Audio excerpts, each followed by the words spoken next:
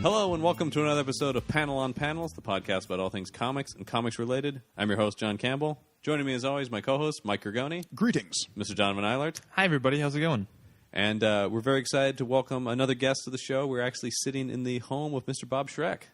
Howdy. Thanks for having me on. Thanks for being here. It's my home. I better be here. Well, yeah. Thanks for letting us into your home. And you could have opened the door and then immediately shut it. Hey, sorry. Yeah. No, I don't want any. No, thank you for having me. Oh, it's an honor. I mean, really, you've been around in comics for a while. I'm very old. Well, I don't think that was the But I have. I mean, I guess my first comic convention that I did was the Phil Suling show in New York in 1969. Wow. Something like that, 70, somewhere So, I mean, around that's there. right at the beginning of the comic conventions. When I was young, you couldn't go to a comic book store. You didn't have them. I used to have to crawl through lava. What was that comic convention like? It was just tables without tablecloths and a lot of people that had never showered. Mm-hmm. So like a modern convention in many ways. No, this was there were maybe 3 girls and they were there by accident. And I believe Paul Levitz was there and probably at least 2 or 3 years younger than I was. He was just he had long hair back then. Oh, wow. And it was crazy and but it was exciting because you could go and find old comics that you missed. Right, it was really about comics at that point. Yeah, absolutely. There was nothing else in the room other than I'm sorry, I comic don't books. understand. Yeah. Lou Ferrigno was not there. Right. Oh. The breath of fresh air. So something we always like to ask people about is sort of their origin stories as comic book fans. Or what, is there a specific comic you remember that really clicked you into the medium as a reader?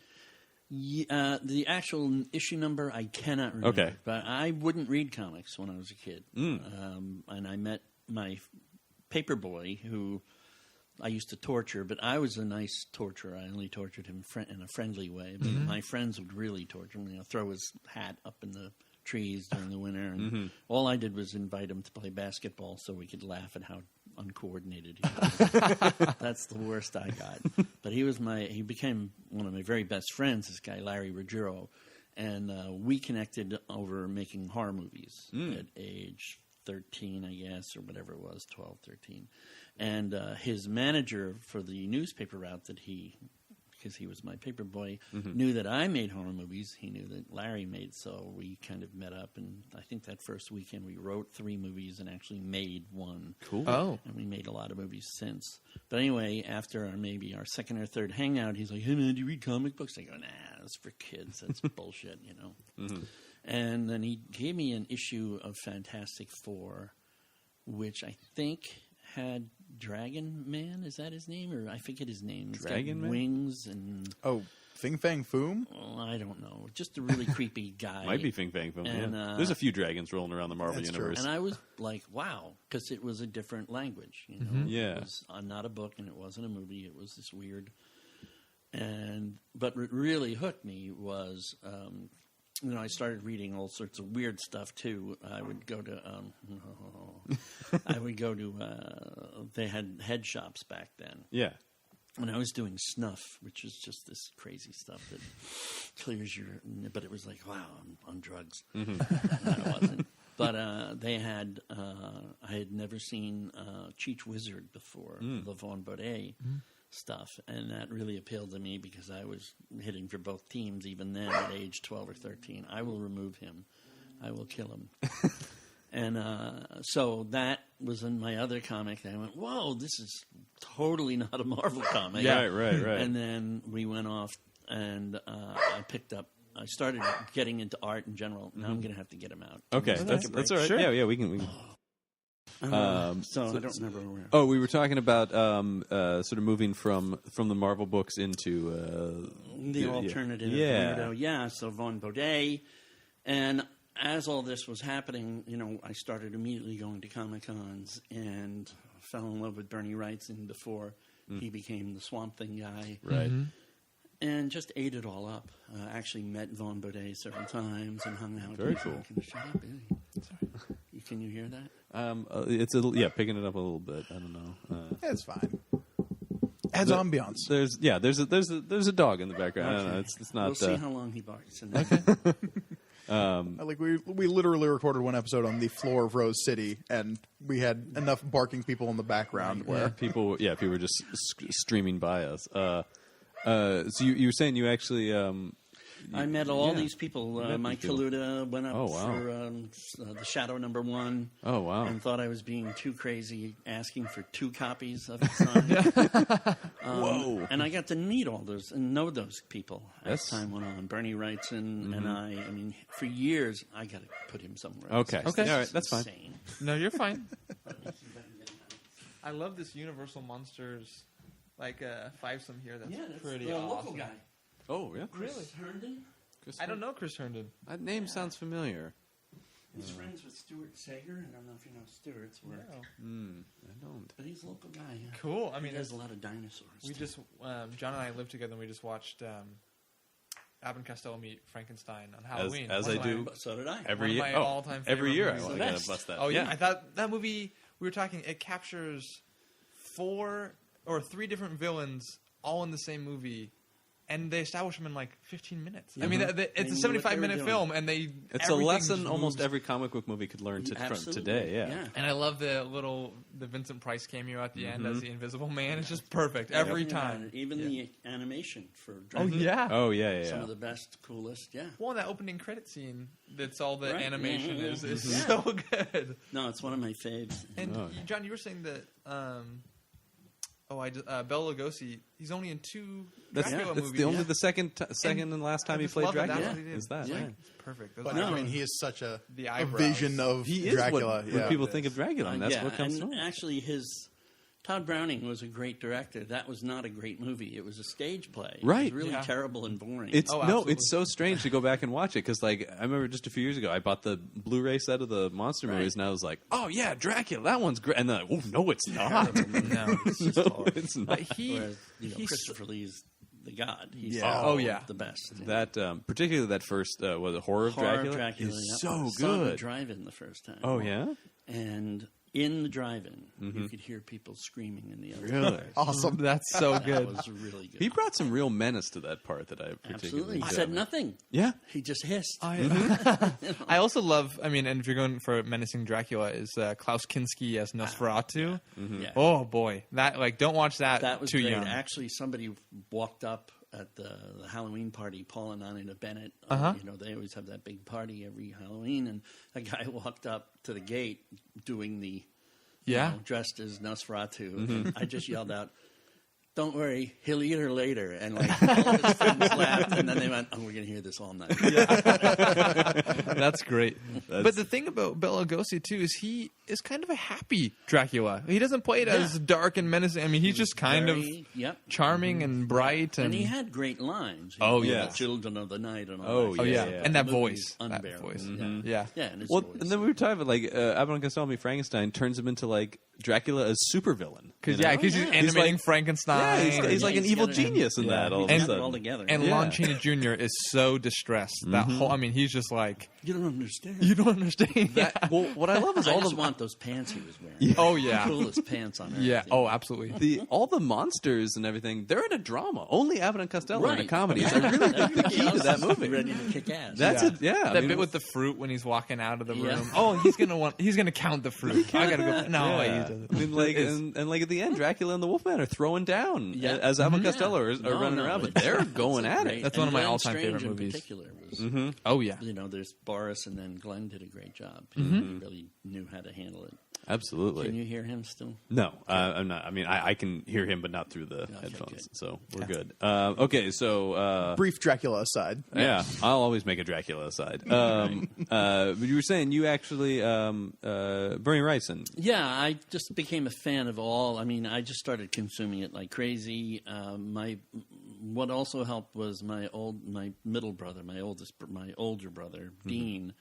At a very young age, while I wasn't reading comics, he handed me this trilogy, written by John Christopher, trying to remember, The White Mountains, The City of Golden Lead, and something else. And it's basically a YA book of War of the Worlds. Okay. You know, and people are getting Yeah, tapped. it's I think they're referred to as the Tripod Trilogy That's or it, something. yeah. Yes. And BBC Oh. did a TV Yeah. show of it. Yeah, and stuff. That's right, these are- my dad gave me the similar books when I was very young. When he was giving me like Edgar Rice Burroughs and like all too. the old pulp and stuff. Yeah. Yeah, well, that kicked me over to the Doubleday Science Fiction Book Club, and then Frazetta and all those things. I mean, me and Larry were, you know, when we got a new newsletter from the Science Fiction Book Club, it was like, and Larry still has the first crap he ever took in a plastic baggie.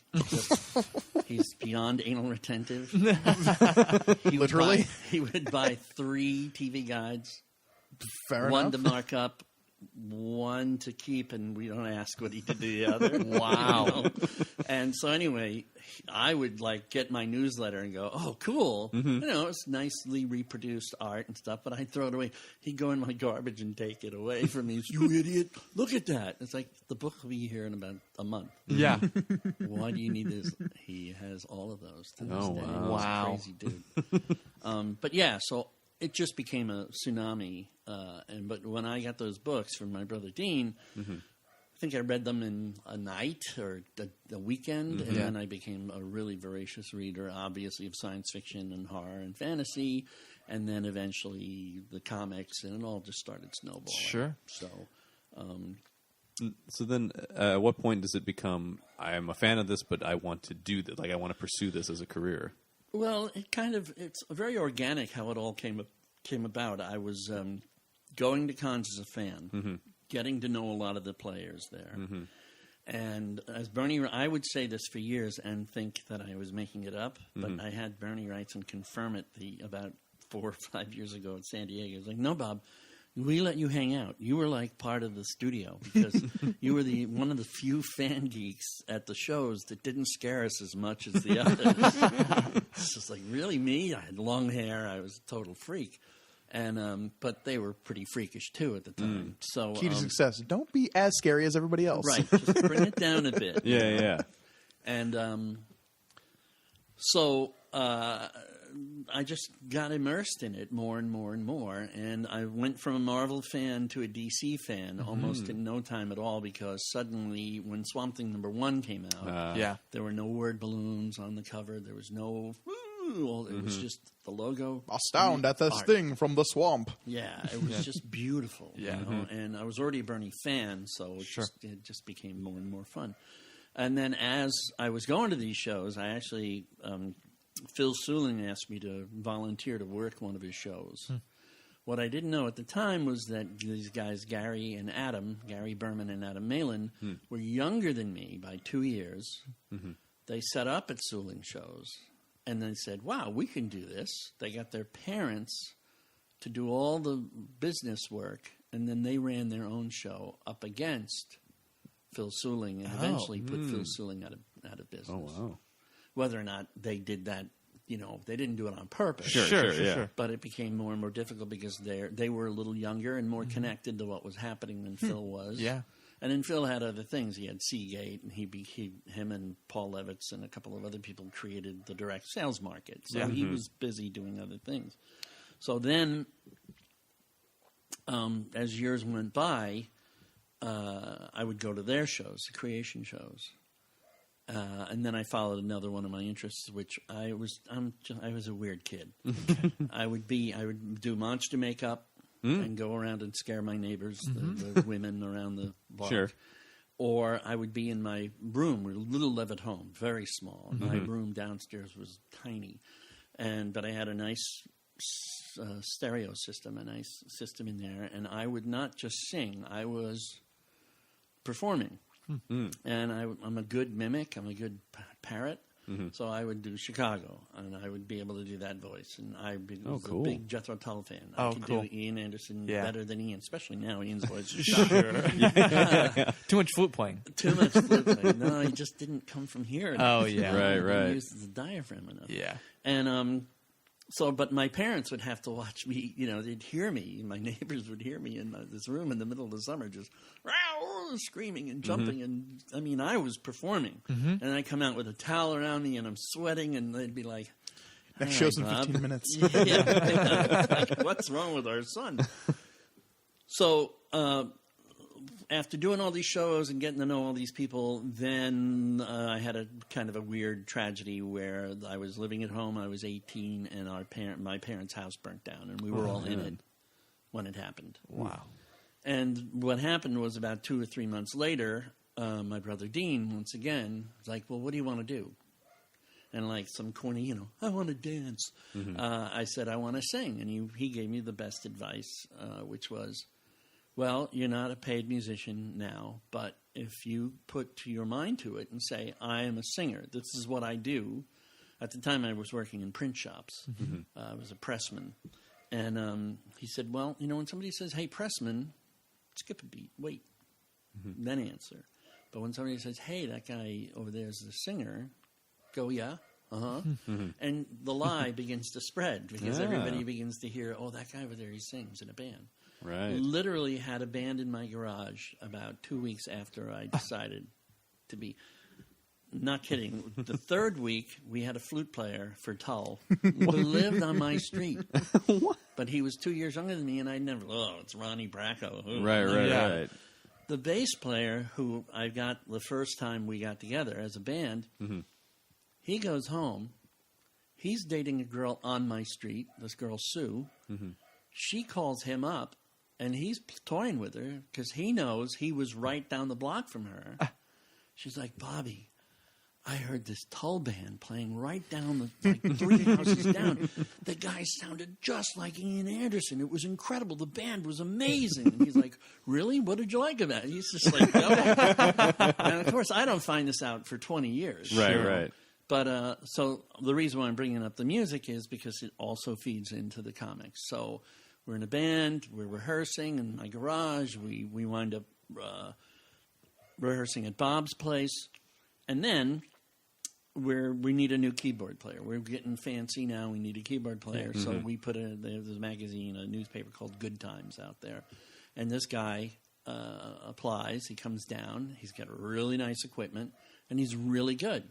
And he likes our music because we said this is, and back then you had to play cover. If we didn't, when we did do originals, but if we played them in the club, they would dock you $50. Really? Yeah. Wow. You had to have a recording contract and be touring. If you were local, you did cover, and that was it. And we were not the only band. I mean, there was a billion cover bands. Sure. So this guy, Adam, answers our call. Now, the funny thing is, Adam ran a show, and on the cover of his show, of the program book, was a drawing by Tom Yates of Ian Anderson playing his flute. I call Freeport, thinking I'm talking to a 50-year-old guy. And I go, why the hell would you put, I'm a big Tull fan, but this is weird. Well, I like Jethro Tull, and it's my damn show. So we talked for an hour and a half. That was when I was 16. At 19, that's the guy I was talking to. Wow. Adam Malin. And my buddy Larry is there, and he goes, you're Adam Malin? And I go, what does that mean? And he goes, that's the guy that runs Creation Cons. We've been going to your shows since we were kids. So we thought, when we saw his parents, that they were the ones that were running the show. Right. So who joins my band? Adam. So we tour, we go all around the tri-state area, and we have a good time. And we did a lot of prog rock, and then of course disco came in and killed music entirely. We were playing clubs like Penrod's, and everybody's sitting there at the buffet. It's like, buffet? You're supposed to be doing drugs and sweating, and worshiping me, for crying out loud. What are you doing? And so that started to fall apart, and we did stretch it out a little while longer because we wound up doing the Rocky Horror Picture Show. Nice. And that made us money. We would do that third set late at night, and we were pretty good at it. Cool. So then, as the band started to fade, Adam says, hey, man, you want to do security? Hey, man. And then this guy, Walter Wang, who had a company called Comics Unlimited Limited, on Staten Island. He was one of the other players that created the direct sales market because at that time Marvel and DC, Diamond had one account and Comics Unlimited Limited had another. Like now it's just, the Empire. Right. But So Walter used to work the shows, and he said, hey, you should let this guy Schreck work with you full time because out of all the idiot friends you have, he's the least idiotic. And he actually he puts his shoulder into it. He does a good job. So I started working for Creation, and then during Creation what I did was I knew where they wanted to sit on the plane. I knew all their addresses. I knew what they liked. Archie Goodwin, where he wanted to sit, Jim Shooter, all these people. Mm-hmm. And then it's a long story. I'm going to cut it down. But eventually I got fired from Creation for very, very stupid reasons. Okay. And then Carol Kalish at Marvel Comics said, hey, why don't you work for our marketing department? And she really wanted the algorithm, the way Creation made its money. Yeah. So in order to do that, she said, well, what if Marvel wanted to run 25 shows across the country for their 25th anniversary? Mm-hmm. And then, of course, I give her the system that how could Gary and Adam. Right. And then, of course, at the time, I was furious. She never shows it to Jim Shooter. Mm-hmm. I'm writing, me and Diana, now I know Diana, we're writing a letter of, please don't chop my head off, sir. Mm-hmm. And I have a meeting with Shooter. I finally get him to read my memo, and he sits me down and he goes, well, Schreck, if I'm going to run a convention if I'm going to do something for our 25th, I'm not going to do one of these shitty little shows all over, because now he's putting down Creation. Oh, sure, yeah. Then he says, I'm going to do one big show that'll make San Diego look like crap. Well, how charming of you. What a nice thing to say about a convention that you've been siphoning off of. Mm-hmm. And then not kidding, I said to him, Jim, you and I both know. And he's like, well, if you want to redo this proposal. And I said, no, your employee asked me to do this. I did it. Mm-hmm. I'm done. And I want to work here, but I'm not going to jump through hoops. And you and I both know that if you want a show run on the moon, mm-hmm. I'm the only one that can do it, because you're not going to go to Gary and Adam. Yeah. Right. I still got the boot. Yeah. But during all that, doing Creation shows and running them, who do I meet in Philadelphia? Because I'm doing shows all over. Mm-hmm. I meet Jerry Giovinco, Matt Wagner, all those guys. Yeah. Right. And when they hear that I'm no longer at Marvel, Jerry comes up to a Creation show, meets me, and he really, it was Phil Lasorda who wanted me. But he sent Jerry, and they said, look, why don't you come down here and let's talk. We'd like you to be our marketing guy. And then that was my first real, outside of my Marvel gig, that was my first real step into comics. So years later, it dawned on me, oh, wow, I was really mad at Carol for screwing me over. But if you look at like a Jim Shooter or anybody else that went immediately to the big time. Right. When Jim Shooter left the big time and did his Broadway or whatever it was that he did. Yeah. Where he had the video game characters. Right. That was a success. We all remember that. Because he didn't understand that. Yeah. I mean, and I knew the marketing person he had there, this girl, Ann. He told her, screw Maggie Thompson and Don Thompson. The CBG can kiss our ass. If they want a press release, they have to beg us. It's like, you can say that when you work for Marvel. Yeah. When you work for Shitville and nobody cares about you. And his run was a nightmare. Yeah. Oh, yeah. 4 full-color, hand-painted Mario Brothers. Wow, sign me up. Yeah. So that is kind of how it all... Wow, yeah. Yeah, it was a big blur, It sounds like it, yeah. It was fun. I was in a band for did a lot of toga parties. And okay, cool. Yeah. What were some of your best songs, do you think? Your best covers? We did the side one of Thick as a Brick. Yeah. Non-stop. 22 minutes. Love that song. And that was a lot. Yeah.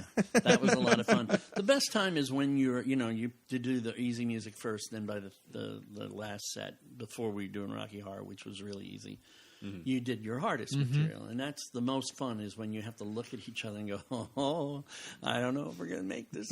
Yeah. And, you look at the drummer who usually screws up, like, don't screw that one up this time. So that was the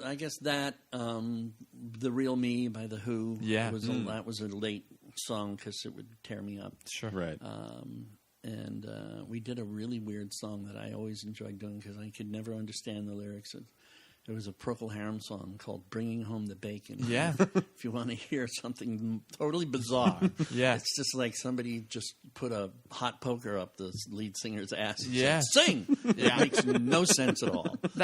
Most of Procol Harum is just like, what specifically, what drugs inspired this? Exactly. You know, it's fun to listen to in the background, Yeah. but if I pay attention at all, it's like, Weird. ooh. Outside of a whiter shade of pale, Yeah, they go exactly. completely off the rails. And even that one is a little dodgy at bits. Oh, yeah, I mean, no, it this sounds is- great, but you it's- listen to the lyrics and you're like, what? Yeah, yeah. Yeah. Yeah. Triple Light Fandango? Yeah, Well, that is I'll this- live with. But Yeah, it's, exactly. Turn cartwheels. And Yeah, wait, exactly. How many drugs have you ingested Yeah, exactly. tonight? All of them. I think I was the gonna answer is say, all of them. them. Yeah, That's right. every one of them. So you end up working in marketing then.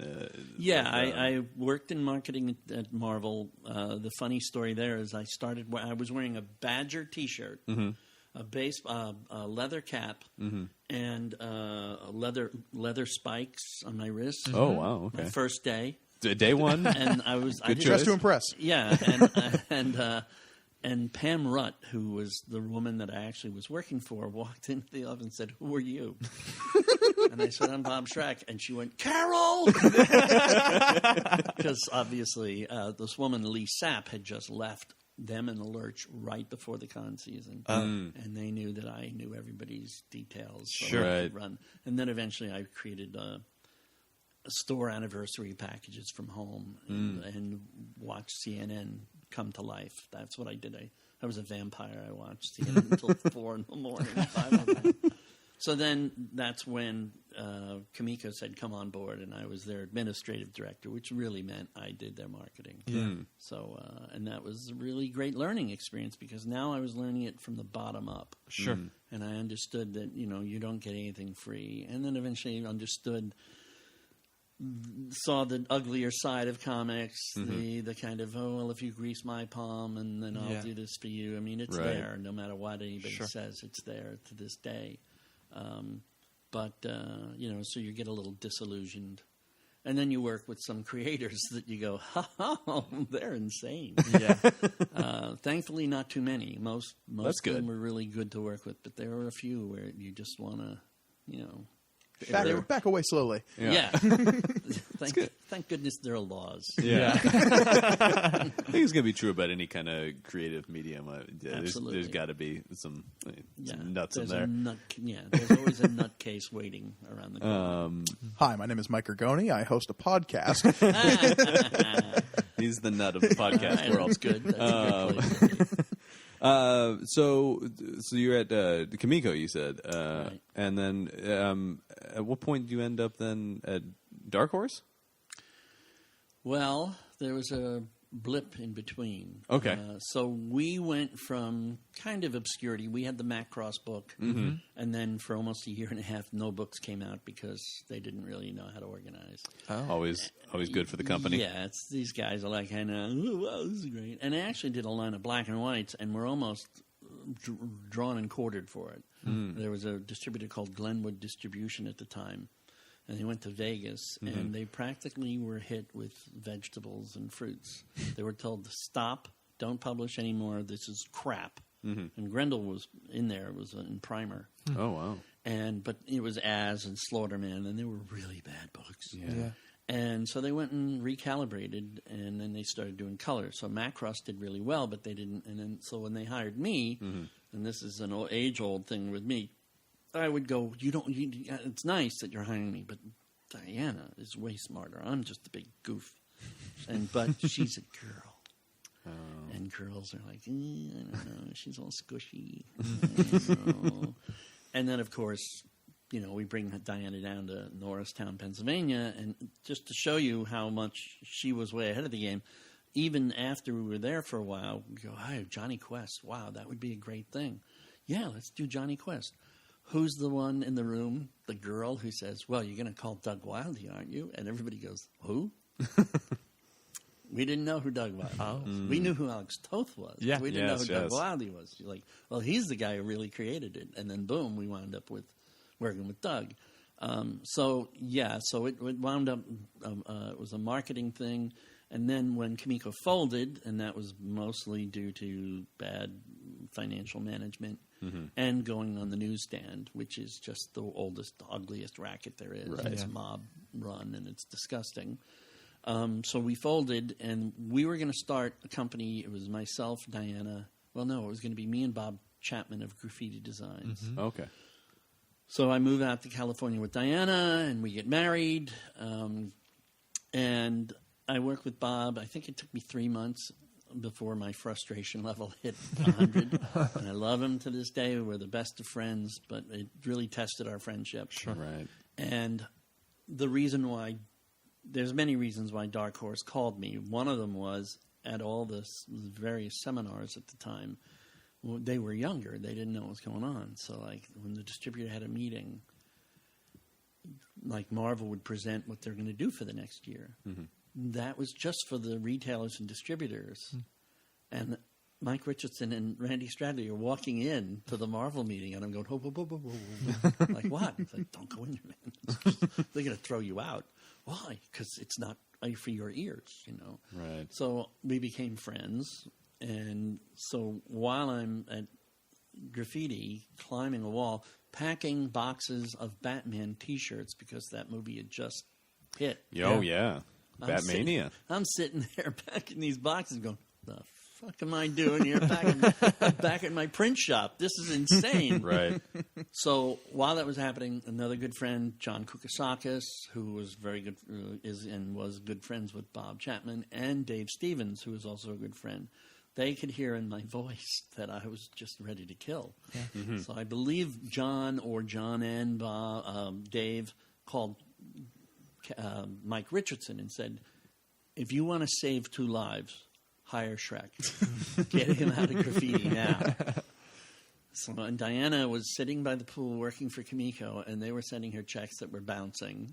Oh, great. And I was at the point where I had I forget what class, but I could drive buses and trucks and stuff. Oh. And I was going to start, I went for a job at Disney that I didn't get, that I think Marv Wolfman got.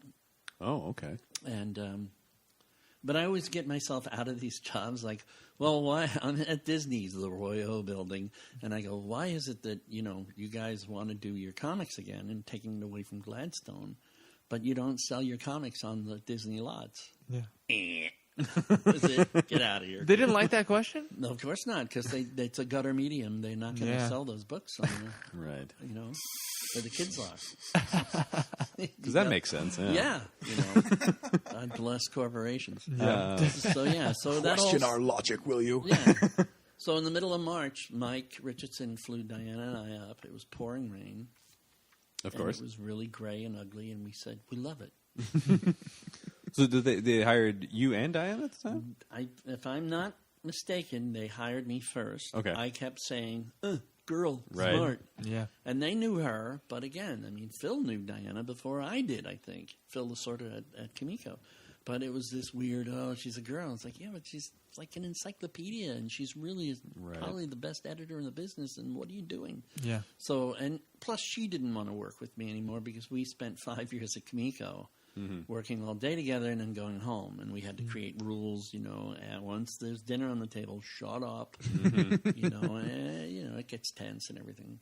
So, but then she was convinced to work there, and it worked out pretty good.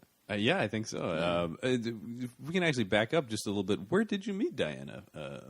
I was running a creation show, and we were in San Francisco. And, I think at this show I didn't – usually you set up the night before and you put the names on the tables, and I didn't realize that the table she was at was a comics and comics table, which would mean that they were one of our big sponsors. They had 5 stores in the area, blah, blah, blah. So, but there was a Howard the Duck T-shirt there, and I'm a huge Howard the Duck fan. Sure. And I just went, oh, man, you got one of those in my size, which back then – I was thinner, but it was still bigger than it was like a double, 1X. Yeah. And they didn't have it. Oh, we got smalls and mediums. Do you see the people in this room? Yeah. It's like a bad call. Yeah. So we chatted a little bit, and I took a little shine to her. She took a little shine to me, but then it was gone. And then out of the blue, about 4 months later, I get this package in the mail with this beautiful handwriting on the outside. And I open it up, and there's my Howard the Duck T-shirt. Wow. I went, oh, I'm in trouble now. And then it just developed from there. Yeah. How many Howard the Duck shirts do you own to this day? Now, at this point, I don't have any. Yeah, they're pretty thin. Yeah, pretty thin they're right pretty now. hard to find, Yeah. Well, I mean, he was just in that cutscene. He's coming along. So Yeah. He's in the they'll tag be- scene yeah. of the And Guardians. The first trade of the new Howard the Duck run. just the Darsky dropped. stuff. Yeah. Yeah, I still have my Bernie Wright's and Howard the Duck for President pin. So. Yeah, awesome. That's so That's cool. very cool. Yeah.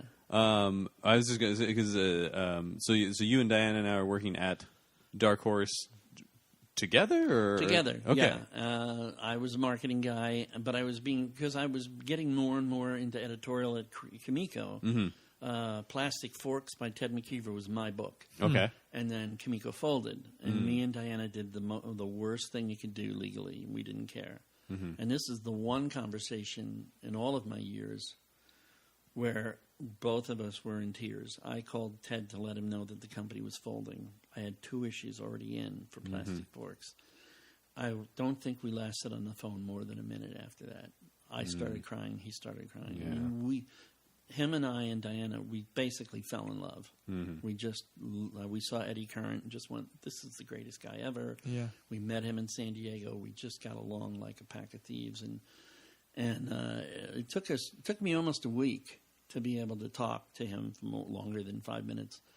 And then we did the unconscionable corporate thing against the corporate world. We sent him his artwork back, and we made sure he got paid. Oh wow. How dare you? Yeah. But he was technically part of the company's assets. Yeah. But we didn't care. And I Right. mean, it really rocked him. It took him a long time to get Archie and Epic up and running so that he could reboot and everything. And it just killed me because it was, I mean, the book speaks for itself. It's Sure, one of the yeah, greatest absolutely. books that's ever been done. So. Unquestionably, yeah. So at Dark Horse, what were some of the first books you guys were working on? Well, she just started right out. I mean, Okay. Again, remember Aliens versus Predator, just like Yeah. Macross at Kimiko, they couldn't get it out. Right. They just couldn't. So she literally had to do a bet. She threw money down at Chris Warner, and she got out. I mean, that book, Aliens VP, Aliens versus Predator #1, was resolicited about 4 or 5 times. Oh yeah. And the numbers just kept going up. It's And one of the first comics I actually owned. There you go. Was those it was 6 or 8 issue Yep. miniseries Yeah. of AVP that Dark Horse originally ran. Those one of the first series I can remember collecting issue to issue. I mean, it's Yeah, iconic yeah. now, Yeah, certainly. Yeah. And the first issue's numbers, I think, started at 100, and when we were done, it was 400 and some odd That's thousand copies. insane. You want to get angry? Sure. Jerry Prosser, who used to work there, Yeah. right? He wrote Aliens Earth War or something with Sam Keith. Yeah. I also He- love that series. Yeah. Some of my earliest comics were all these Alien and Predator Right, stuff. right. Like Dark Horse was so, because I grew up around here in like Westland, so like they'd all in the public library system. I don't know who was donating them, but they were donating every single Dark Horse thing that you could Absolutely, get their yeah. hands on. Yeah, and so like I was just eating it up. So like Aliens Earth War, or was it Earth War or Earth Hive? Well, Hive was a separate one. There was another one, yeah. But like, and then there was Predator Eternal, and there was all this yeah. stuff going on. Yeah, there was a. But he was upset because when his numbers came in for Aliens Earth War no. 1, it was 200. Oh. He was crushed. Diana and I are like, we're from Kimiko, and we're like, are you out of your mind? 230. You know how many your royalties are going to be like on this? That's Yeah. oh man. Now- or today if you got Marvel those. and DC would kill They would know for one of those numbers, Yeah. right? And you'd be one of the. I mean, you'd probably be the top book. You'd be the top. Unquestionably. Unquestionably, yeah. Yeah. That's Yeah. So anyway, that's how things have changed, you know. So we were number 3 publisher at Kimiko, and then Diana and I went over to Dark Horse, and we brought their number back up to number 3. We made them the 3rd largest one. We helped make them the 3rd largest one. Certainly Mike and everybody else, Randy, they all did an amazing job. But we were the ones that could focus them a little bit more and say, hey, there's such a thing as business ethics and getting your shit together. Yeah. To this day, I still, and I know Mike knows this about me, I never liked the fact that the people that worked there in editorial wrote or drew for the very same company. If you're that good, go work for Marvel. Go work for DC. But what happens is, as an editor, you're not delivering your product on time to the company, and then as a freelancer, you're competing with yourself, and the company loses every which way. And all these people who think they're very talented, it's like, look, if you're really talented, go stand on your own two legs instead of letting your friend Mike Richardson pay you. Yeah. You know, so that's why I've never really, you know, I would edit things that I liked. We did. I have a cover over there of Godzilla the little Godzilla short story that we did in THP. I didn't write it, but it was my little baby, and come on, let's have fun. I look over Gorgoni, who is maybe one of the biggest Godzilla fans in the world. And again, like those original runs of Dark Horse Godzilla comics were so influential on a young Mike Gorgoni once upon a time. I'm still trying to track down those omnibuses, for the love of God. I know, right? They make good doorstops too. They're very thick. No, I'm sorry. I'm gonna go After cry. a while, I'm gonna go cry now. You do get jaded. And like, what am I going to do with another one? I mean, when I was, I think we sort of grew up in the time when Dark Horse, at that time when Dark Horse is really starting to become what they are. You know, a big company, and licenses were big for that, obviously, because that was certainly like the Star Wars books were huge, a big part of my childhood. And I know you and were. The Godzilla books and the Alien books and the Predator books and the Terminator books and like there were all of those things. And I wound up being the Alternarat eventually over at Dark Horse. I was doing all the weird stuff in DHP. Just these Renee French and. I brought in a lot of women doing weird stuff in there. Terry LeBan with a lot of pot humor, and and that was also part of that was my own early beginnings of Vaughn Baudet and all this, and then just getting more immersed, and then Diana going, here, read Love and Rockets, and so I got more into that whole thing as well. So while they were doing monsters, I went off and did the Frank Miller books and all that. I'm glad you mentioned that, because I definitely want to talk to you about the Frank Miller books. Frank Miller, you talk about Alien versus Predator and stuff. Frank Miller is a huge thing that got me into comics specifically, and Sin City was a big book for me. I mean, that was what I was picking up at the library while you were picking up the Alien versus Predator. In grade school, I was like, Sin City, precocious me will read. Oh, dear. It's a titty there. I don't know what to do. But how did that come about? You've done a few books with Frank. Yeah, well, I've known Frank a long time, but I didn't know him well for a very long time. One of my favorite stories to tell, and I'll try and make it quick. Okay. When I was at Creation, at one point they said, here, run a show. Book your own guests. Schreck, this is your show. Oddly enough, it was at the Sheraton in Manhattan, right around the corner from DC Comics. Oh, wow. Which years later, I was working at. Yeah. I'd go past this hotel going, I did a show there. And I said, okay. And through my friend Larry, who had met Ray Harryhausen at the MoMA or someplace, he had a piece of stationery of Clash of the Titans from Ray with Ray's handwriting on it with his address. And having been a huge Ray fan since I was a kid, sent him a letter. We brought Ray over. Awesome. Nice. This is part of the reason, the funny, sad part of me getting fired at Creation. I have a photo from Starlog, me, Gary Berman, Adam Malin, and Terry O'Quinn. Is it Kerry O'Quinn? I can't remember. One of those two, Terry or Kerry, the owner. And we signed our document saying that Creation will now do Starlog conventions. How that happened was, it was like that bit in The Meaning of Life, don't run over to the clitoris, give them a little peck on the cheek. So I said they were like, we really need to work with Starlog. We got to get in there somehow. And I was like, don't do that. Don't do this. Don't do that. I will give up my opportunity to say, ladies and gentlemen, for the first time in New York City and New York fandom, I'm very proud to present Mr. Ray Harryhausen. Let's have Kerry O'Quinn do that. So I was in the back of the room, behind the pipe and drape. Ray brought, I have pictures of a glass case. We had a case ready with a lock. with Guanji and the skeletons and everything in there. Oh, yeah. And then he showed you could never see him. He had 16-millimeter prints of his George Pal puppetoons. Oh, wow. And then he spoke. So while he's speaking, I'm standing in the back of the hall, and I'm happy. This is great because Starlock, this is going to get us in with Starlock. I've got a whole career happening. Right. And I had Harlan Ellison and B.B. Besh because Okay. I couldn't get any other Star Trek person. No offense, BB, but she wasn't Walter Koenig, Right. And I would have been great if I could have marketed the guy standing next to me that I didn't realize who was going to be there, who was Frank Miller. Oh, man. So I turn and I go, "Excuse me, Frank," because he's right there listening to Ray Harryhausen, and he goes, "Yeah, what? Bob Schreck. I know who you are." Blows my mind. Like, oh my God, he knows who I am. Frank Miller knows who I am. I can die. This is great. So then I make it worse. I go, well, like, what are you doing here? And he just goes, he waves his hand and like goes, "I'm watching Ray Harryhausen. Shut up."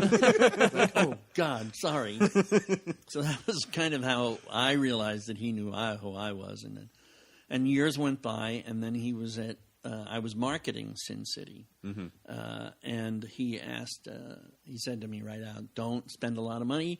Don't change your marketing plan. I could be falling on my face here. So don't go crazy." And I listened to him. I didn't do it, even though my marketing chomps were like, "No, I want to spend $100,000." Right. And it worked. And then he had various editors. And then I think his last editor before me was Jerry Prosser, which was an unfortunate situation because Jerry was actually working to get him to leave the company at Dark Horse because at the time it was getting pretty dysfunctional. There were a lot of problems. And he's like, screw it. And he had his girlfriend was this girl, Ronnie Noyes. I'll let you soak that in a little bit. Yeah. Ronnie Noyes. She was in a rock band in the 80s. Oh, of course she was, yeah. She had to be with the that band's name. You got to put your hand on your side and go, the band's name is Rebel Kind. Choke me. Just gag me. Ronnie, I'm sorry, but you asked for it. Ronnie Noyes and Rebel Kind. Rebel Kind. Yeah, of course it was. And so Frank got tired of being cajoled out of working for Mike Richardson, so Jerry left, and I'm being very polite, and then Diana, I think, was the editor-in-chief at the time, and she said, "Bob, you and Frank go way back, and you're pals," and so I got to work with him on several things. Several of the runs, I love. The Big Fat Kill. Yes. And Silent Night was really fun because I had to fight because we didn't want a logo on it. They're like, "Oh, you got to put a little..." No, that's the whole point. Silent Night. Right. Okay, all right, we'll do it. But he's a joy to work with, and you can't ask for a nicer, smarter guy. And I know there's been controversy. Sure. But he's the opposite of all of his characters. That's what happens. People don't realize he's not a tough guy at all. He's the sweetest guy you'd ever want to meet. And if confronted, he'll kind of get his back up and then go, I think I hear something down the street. I gotta go. My dog is calling, That's really great to hear because, I do hear, obviously you hear a lot of things about him, but from people who have never met him, though. That's the thing. People read his books and get an image of him. I think that's he's you'll see like stills of him online, which is like one raised eyebrow, and you get an image of him. Yeah, that's his thing. The other thing he does that is really great. Like if you're meeting him we were in Manhattan, so we were meeting many times. The minute he saw you, he would his head would go down. You'd get that big eyebrow thing, and he'd point at you. "I see you, and I'm going to kill you." And you just laugh because, "Hey, it's Frank." That's awesome. So it's a Tuesday. Yeah, exactly.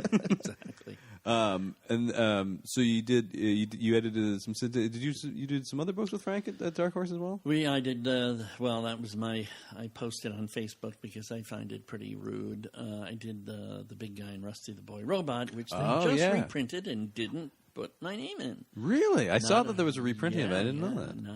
Not original series editor Bob Schreck. Oh. Wow. Which is pretty rude. Yeah, absolutely. And it could have been a mistake. Oddly enough, at least it was left out by somebody semi-famous, which is Michael Chabon's son, who's an editor over there right now. I didn't know that. Yeah. Well, that's interesting. Never met him, but I'm sure he's going to run when somebody says, "Oh, there's Bob Schreck." I hold no ill will. Either that or he'll go, who? Exactly. It's his father that gets him a pass. Right, right. The Pulitzer will do that. So, did you then go? Was Oni the next? Yes, place? And I did the opposite. I had met this guy Joe Nosmak when he was a teenager, and he hates when I tell this story, but it's true, even though he says it's not true. He went up to me at a con and said, "Hey, you met Wagner?" And I said, "No, that's not Wagner." "I did not say that." "Well, okay, that's how I remember it." I'm sticking to it. Big Mage fan from Houston, nicest guy you'd ever want to meet. And I had actually hired him just prior to me leaving marketing at Dark Horse. Mm-hmm. And he's had some health issues. And within 2 weeks of being there, he went back to Houston to see his mom. And, he's still transitioning over. And he wound up in the hospital and needed to stay there for 2 or 3 days before he could come back. And Ronnie fired him while in the hospital. Oof. Classy girl. And so he was out of Dark Horse really fast, but we maintained friendship. He lived here in town. He still lives here in town. Mm-hmm.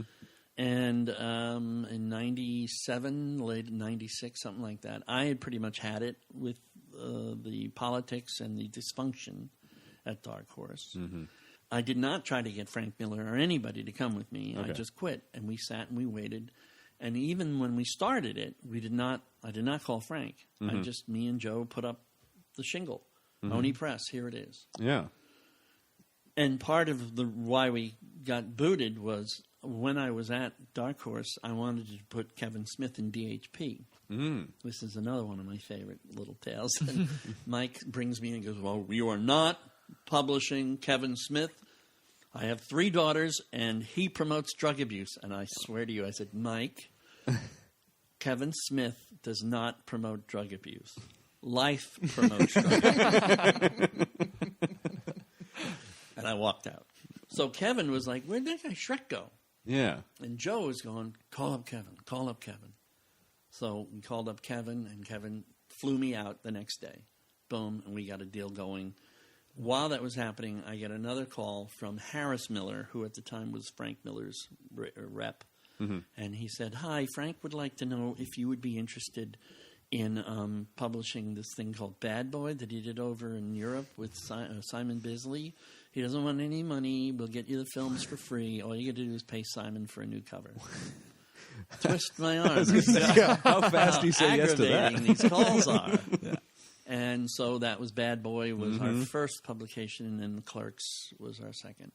And that was me and Joe just sitting there going, "Well, shoot, they always say the best time to get in was when it's really bad." Mm-hmm. And it was pretty bad. Mm-hmm. So we said, "All right, let's go in." And they're still going, for crying out loud. Oh, yeah, absolutely. They're doing great. They're doing really awesome work. Excellent stuff. Proud of what they've been able to do. I mean, kicking off with Frank Miller and Kevin Smith, not a bad way to start off. How did you come about? I mean, how did you find your way to Kevin Smith? I mean, just through his films and thought, this guy seems like he'd be... Yeah, I was a fan of his films, and I knew people that were in Mallrats. Mike Allred's in there, right, so yeah. I got to do that. And I guess I think I met him at Atlanta, in Atlanta, and we had a long talk about movies, and he was testing me. He's like, "Oh, Quentin Tarantino, he sucks." Mm-hmm. "Really? I don't really. I don't want to get into a fight here, but I really like Quentin Tarantino." "Oh, he's terrible." And that other guy, what's his name? Anderson. "Oh God, Magnolia. What the hell is that about?" I was like, and he may still feel that way. I don't know. I was like, "Well, I'm a big fan of that. I like both Andersons."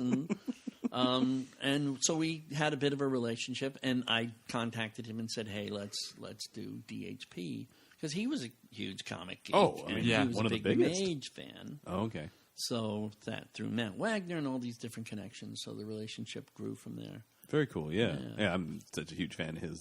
He's a great guy. I want to meet the person who goes, Mage, I didn't care for it. I have yet to meet that person because Mage comes up a lot as something that people are really. I mean, we've talked a lot about how it was a comic that was influential to us. Yeah, I actually read the second one before I read the first one because it was just like I found that like collected volume and it's just like, what is this magic I'm witnessing? Mm-hmm. I just got a pitch from somebody just this week, and I don't accept unsolicited pitches, but every now and then, they get through the wall, the Trump wall, and the guy basically just lays like, I got this great thing. It's a hobo, and he's King Arthur. It's like, have you seen the thing called the Fisher King or Mage or Camelot 3? No, never mind. The guy's like, whoa, really?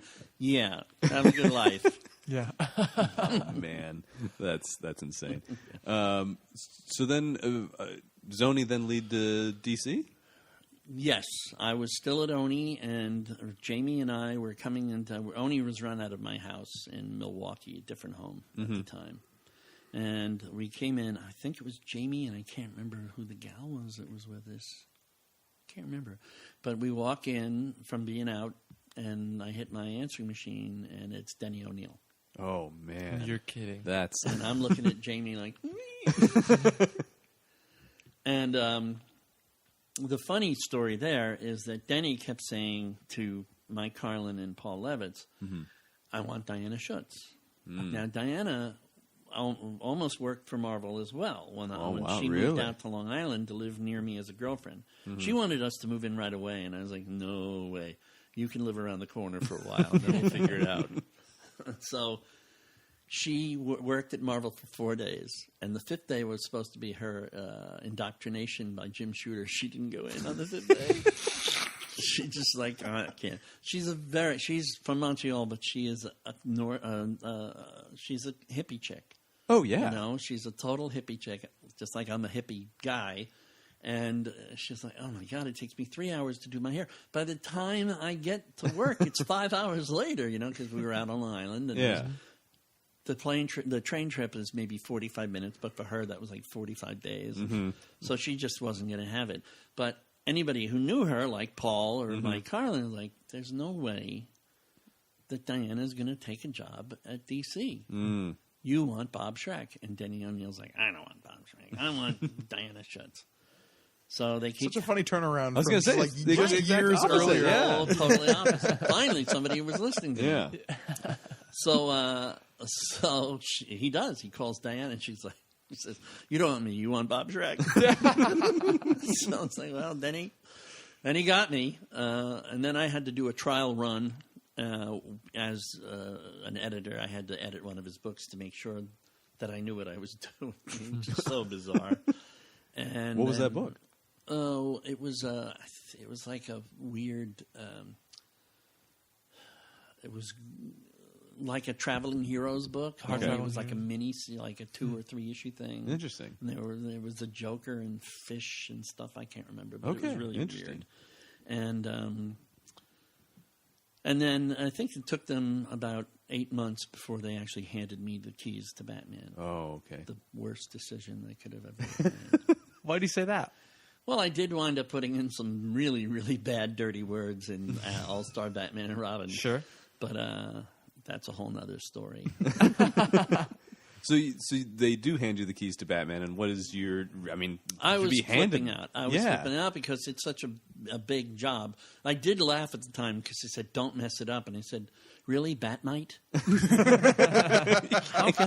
How can I do any worse?" I figured it out. Yeah. Let's put in some really bad language. If we look at history and we compare I'm the goddamn Batman to Batmite, I fall in team goddamn Batman over Batmite any day of the week. I'm with you. Look, can we talk about that book a little bit? Sure. I mean, obviously, became a controversial book, to say the least. How did that start? Where did that come from? I mean, that was obviously Frank. Which one are we talking about? All-Star Batman and Robin or the one before that? What was The Dark Knight Strikes Again? Oh, I didn't know. You worked on Dark Knight Strikes. We have to start with Dark Knight Strikes Again. That was a phone call from Frank. Okay. First thing he said was, "Hey, Schreck, you want to go on a suicide run?" Wow. That's perfect. Because he knew that everybody wanted to go back to Kansas. And you can't go back to Kansas. Right. You know? And he didn't want to go back to Kansas. He didn't want to do the Dark Knight Returns. He wanted to do the Dark Knight Strikes Again. And I said, sure, let's go. Let's get them all mad.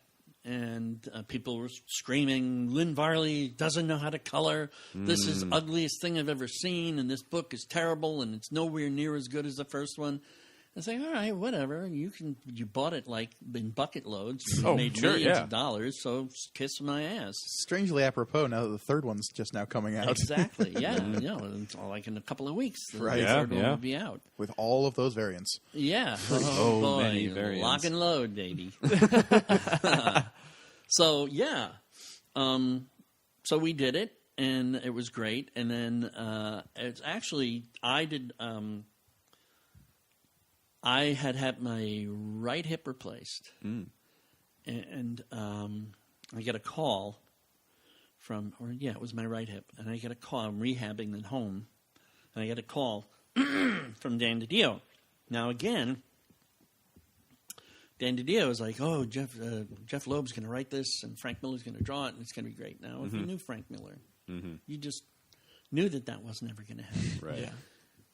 If you knew Jeff Loeb and the way things were going at Dark Horse, at the DC at the time, you knew it was going to happen. What was I saying to him? Don't do that. It's not going to work. What was Paul Levitt saying and Mike Carlin? Dan, it's not going to work. Didn't work. Right. So I get a call from Dan while I'm rehabbing. Hey, you think Frank Miller... Oh, no, it was going to be... I'm trying to remember how that worked. Gosh, I'm losing it now. I'm trying to remember if it was... Yeah, it was All-Star Batman and Robin. So anyway, basically, who wound up writing that? No, yeah, Frank wrote it. Right. And yeah, so Jeff Loeb and Jim Lee. I'm sorry, that's what it was going to be. And it was going to be... no. Okay, I get it. Yeah, and they're like, Jeff Loeb is not going to stay long enough to do it. It's not going to happen. It's not going to happen. Not going to happen. Sure enough, Jeff Loeb bails. Jim Lee's standing there going, I got no book. I get a call. Can you call Frank? Sure, now you're talking. Because, of course, Frank and Jim really respected each other and really liked each other. So, Frank says yes. Boom, and away we go. We put together that book, and it was a great run, except for the one little skip at the end, which I think they're going to publish more of it now. They are? There were 2 scripts waiting to be done. I did not know that. They were just sitting there for All-Star Batman and Robin. That's been volume 1 of that has been sitting on my shelf forever, and I'm like, well, it says volume 1. Is there going to be a volume? There were 2 scripts just waiting to go. Interesting. But I derailed the train with the dirty words.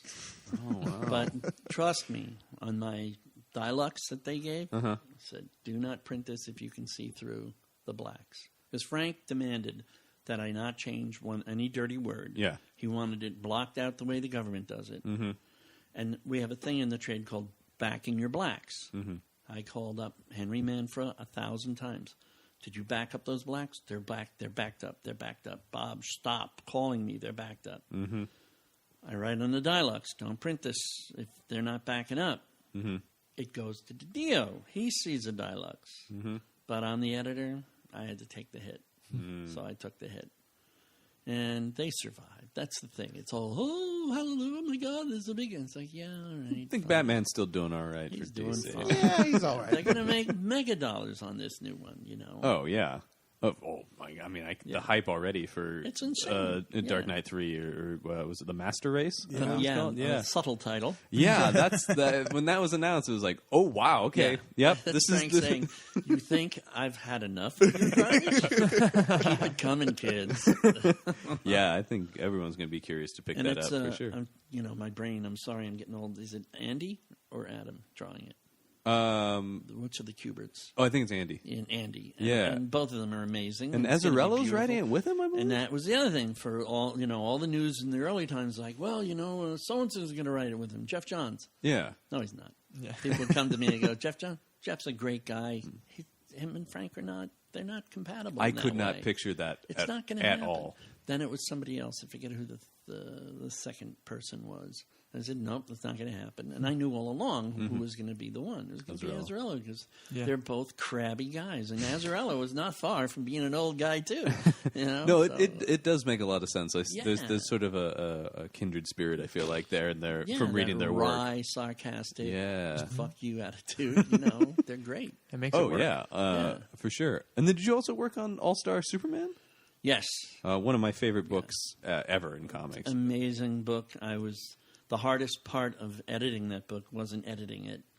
It was trying to get Vin Deegan paid. They just didn't like paying him. Really? Yeah. Biggest book, bestseller. Yeah. And we would have to scream and shout and beg to get him paid. I think he upset somebody in the... what do they call it? I forget the name of the, not human resources, but whatever, the creative talent part of the thing. Oh, man. And they held a grudge or whatever it was, but he'd be calling up going, I need my check. Like, sorry, I put in your voucher over a month and a half ago. So, but you just don't hear about that sort of stuff. That's... Yeah, well, because people don't want to. No, I know. I mean, I can say it now because I'm not. I mean, this is not inconsistent with some of the things I've heard about. Oh gosh, I mean, DC is actually, that's the odd thing because DC is the opposite of what you hear about other publishers. DC freelancers would call it psychic invoicing. You would get paid so fast it was ridiculous. You were barely done with the job and you'd get the check. So that's why it was really weird for Vin. I could get everybody else paid. Then But I very couldn't strange. get. I couldn't get Frank Quietly, Vin Deegan, whatever you want to call him. Yeah. Oh yeah. But yeah, that was a real pleasure. There was nothing editorially that myself or my assistant had to do. I mean, I'm not going to school Grant Morrison about Superman. Sure. For the guy for the first time who does 4 panels that gets the origin out of the way. That like took my breath away. Really, reading that, it was just like, oh, he nailed it just in 4 panels. It was that simple. And what was it like working with Grant Morrison? Because he seems like a character. He is a character, but him and I are both insane, so we get along great. He's really sweet. Him and Kristen, his wife, you work with both of them. She's kind of helping him out on his end of things. Cool. And, for the two of them, but mostly him, you see there are some very dark parts of his mind that are there. But when you hang out with him on a personal level, you can't find a brighter bulb. The two of them are so positive, so nice, so funny.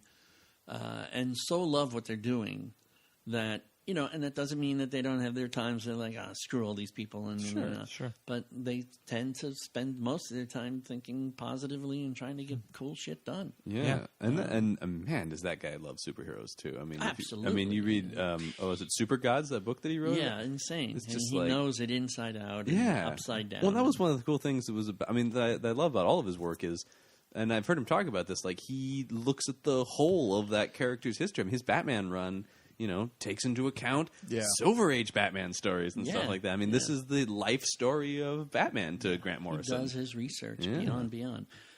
Diane and I, but mostly me, I come from a school where it's like, look, okay, he's watched his parents get shot. I know about the necklace. It's okay. I mean, we're done. Right? I want to take the character further. So I don't want to live in the past. I want to do something new and interesting and watch what happens, which is what Frank does. I mean, Frank knows Batman's past, but he'd much prefer to play to the future because that's where it's at. You can't constantly, you look at what problems DC has been having with their continuity and trying to hold on to everything. They're what now? I'm sorry. Exactly. They're non-continuity. Yeah. It's just embarrassing. It's like, look, there's some stuff like Batmite you just got to flush. You just got to say. And the guy in the cave, the hunchback or whatever the hell that is. Oh, yeah. That was that whole Hush thing. Don't even kickstart.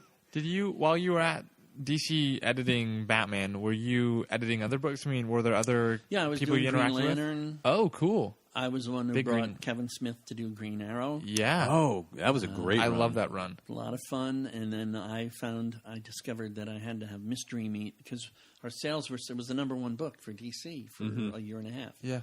And I there's this great movie called And Justice for All. If you've not seen it, it's great.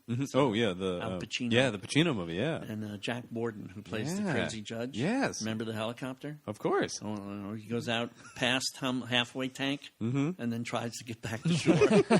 Yeah. That's great movie. That's kind of what I like to do. Okay. I like to pressure myself and go, all right, shithead, get out of this.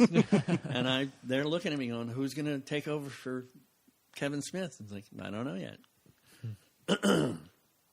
Who's going to take over for Kevin Smith? I don't know yet. So oddly enough, Diane and I went to Judd Winnick's wedding in San Francisco, and I was introduced to Brad Meltzer. Very passingly. We didn't sit at a table and talk or da-da-da. So, but I think in the mail or somehow I got the 10th Justice or whatever the book was. Yeah.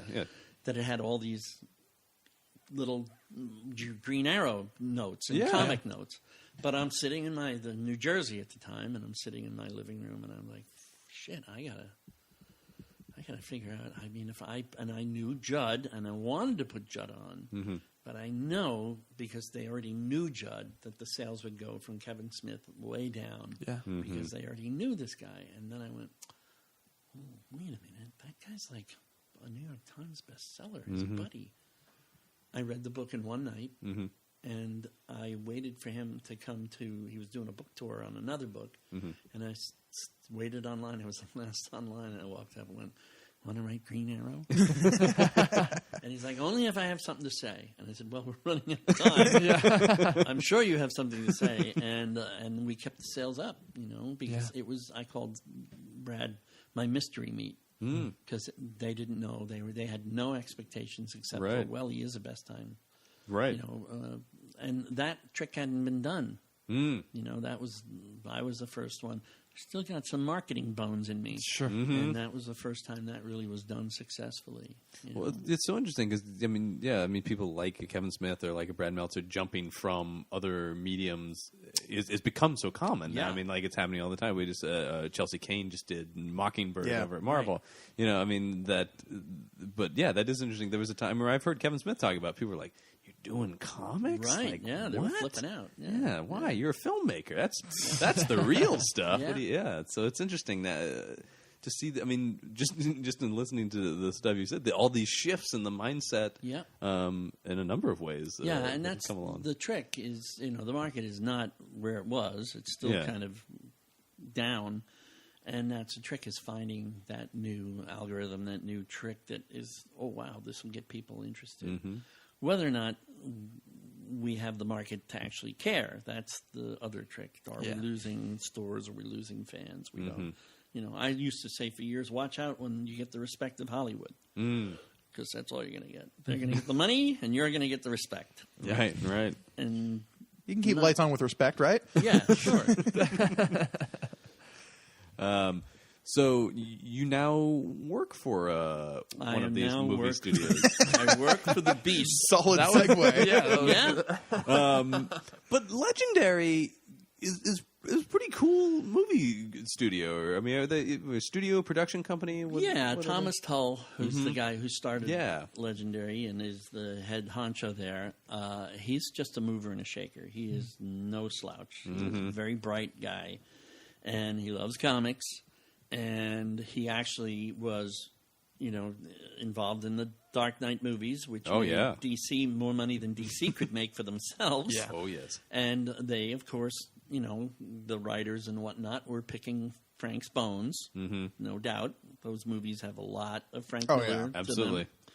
And so he knew Frank, and of course, then 300. Yes. So he was chatting with Frank and said, hey, I was at IDW at this point. I had left DC and went to IDW. And he said to Frank, I'm thinking I'm going to start my own comic book company. So Frank, thank you, Frank, again. Frank said, well, if you can do that, the only person you should do that with is Bob Schreck. So within no time, I was meeting Thomas and Frank and in the hotel in New York, and we had a nice chat, and I was hired. My first 3 years were stick to the brand, which was genre, and actually we've gone longer. It's 5 years now, believe it or not. Wow. We just passed the 5-year mark. But I also, I'm a patient guy. I'm not dead yet. So I decided, well, no, let's let this brand thing happen. And slowly but surely we're changing because we've gone from Warner Brothers to Universal. Yeah. So there's a whole nother, Thomas didn't want to do any horror. Mm-hmm. And yet if you read Tower Chronicles, there's a lot of horror. Yeah, right. So, it changes as it goes. And I'm actually now trying to get, beyond that. We have projects this month starting called Cops for Criminals, which is kind of if you've ever seen the movie Midnight Run, has a bit of a flair of that, only with a twist, and it's amazing. It's a Thomas idea, but written by Stephen Grant, who's kicking it. He just wrote a great script, and Pete Woods is drawing it. Okay, very cool. Pete's doing everything. Yeah, and it's a great. If you like a cool action adventure detective type story, yeah, absolutely. It's rock solid. We've got another book.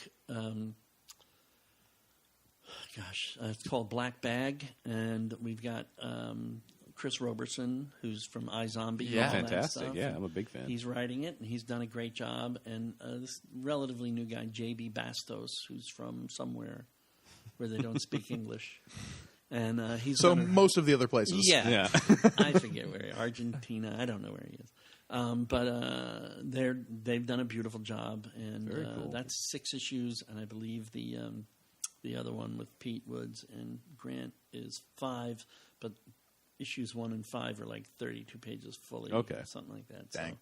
That's cool. And so that's happening, and we did A Town Called Dragon, which was completely crazy with Judd Winnick. That's right, yeah. And Annihilator, which, I got to play with Grant Morrison again. Very cool book. And that book got huge reviews. Everybody really liked it. So it's getting all over the place, and I have 3 projects waiting right now to be approved that are going to get approved, that are, again, more askew. One's kind of like a futuristic comedy. So we're getting more variety, and we really need more variety. Yeah, that's nice to hear. Yeah, and I'm also, because we're now at year 5, I'm also kind of clearing my throat a little more, and I have at least 2 voices from my past, creator types, who I've already told right out, we're doing your next book. Nice. I don't care who I have to kill. I'll find Thomas wherever he is. But we're doing their books because we need that kind of variety of vision. Absolutely, yeah. But it's been a great run. They treat me like gold. Well, that's good. Working with Greg Tumbarello. I'm here in Portland, Oregon. He's still back home in Staten Island, New York. And we work together every day over the internet and stuff and on the phone. And Greg was an intern at DC. Oh. So I met him then, and then he kind of helped me out while I was over at IDW. And then when I started here, I just went, well, I'm going to need an assistant. And Greg is ready to go, and he's just a joy to work with. He's a real smart kid. And again, the one bit of advice that I take from Denny O'Neil out of all my years of not really knowing him. I don't know Denny very well. But the one thing I did hear him say is, always keep your assistants and associates at least 10 to 20 years younger than you are. Because they're still got their feet in the mud. They're still in the flow. So they'll go, hey, man, look at this, look at that. And, oh, you're right, this guy is really good. I go to a comic shop at least 2 to 3 times a month. And I try to read comics as best as I can, but after reading them for as long as I have, I prefer watching my giant TV screen or reading a really good novel. Those actually, or listening to music. All those 3 are way more of my time. But like Saga is amazing read. We did an entire episode about it because we're just so in love with it. It's just so amazing. Yeah. I still need to track down. I lent somebody my that big nice hardcover that just came out of the first 3 volumes. Right. If you're listening to this and you have my copy of Saga, give it back. I'm sorry, John. I hijacked the podcast to get my book back. Fine. You're allowed. It's a very noble cause. Precious thing. We got to get you that Saga back. I actually worked with Brian his very first DC work. Really? Yep. What was that? They've reprinted it. No, they printed it now. It sat in a drawer for years. I can't remember the names of the damn things. It's in there because I actually edited it. But cool. Devin Grayson is the one who turned me and Matt Idelson on to his work. When wow, this is good. Oh yeah. And one of them had the Scarecrow in it, I think.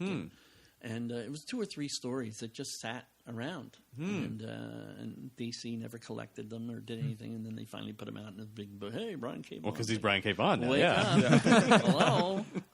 That's awesome. We've heard that from a lot of people too. That I mean, the more you're in the industry and stuff, the harder it is to stay afloat fresh. with the or you're it's in your bones, you know, and you really want distance after a while. You're like, oh God, because where am I going to get my ideas from? Right, it's like trying to learn how to draw by looking at Rob Liefeld. Right, you're never going to learn. Right, he still doesn't know what he's doing. Yeah, exactly. I mean, seems to be working for him. It works just fine. Just don't make me look at it. That's not a chest. That's a Death Star. That's no moons. Yeah.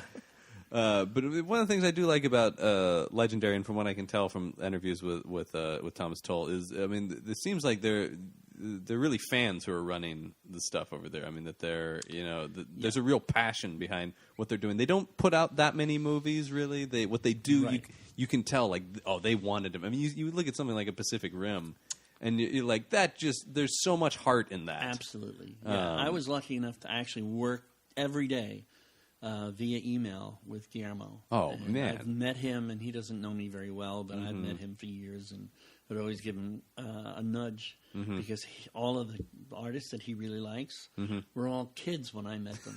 Oh, Scott Morris. Met him when he was 17. Back off. Get your hand out of my pocket. Yeah. All these people. Troy Nixie. He was doing Bill the Clown at Slave Labor when I brought him into Dark Horse and said, "Kid, you don't know how to ink."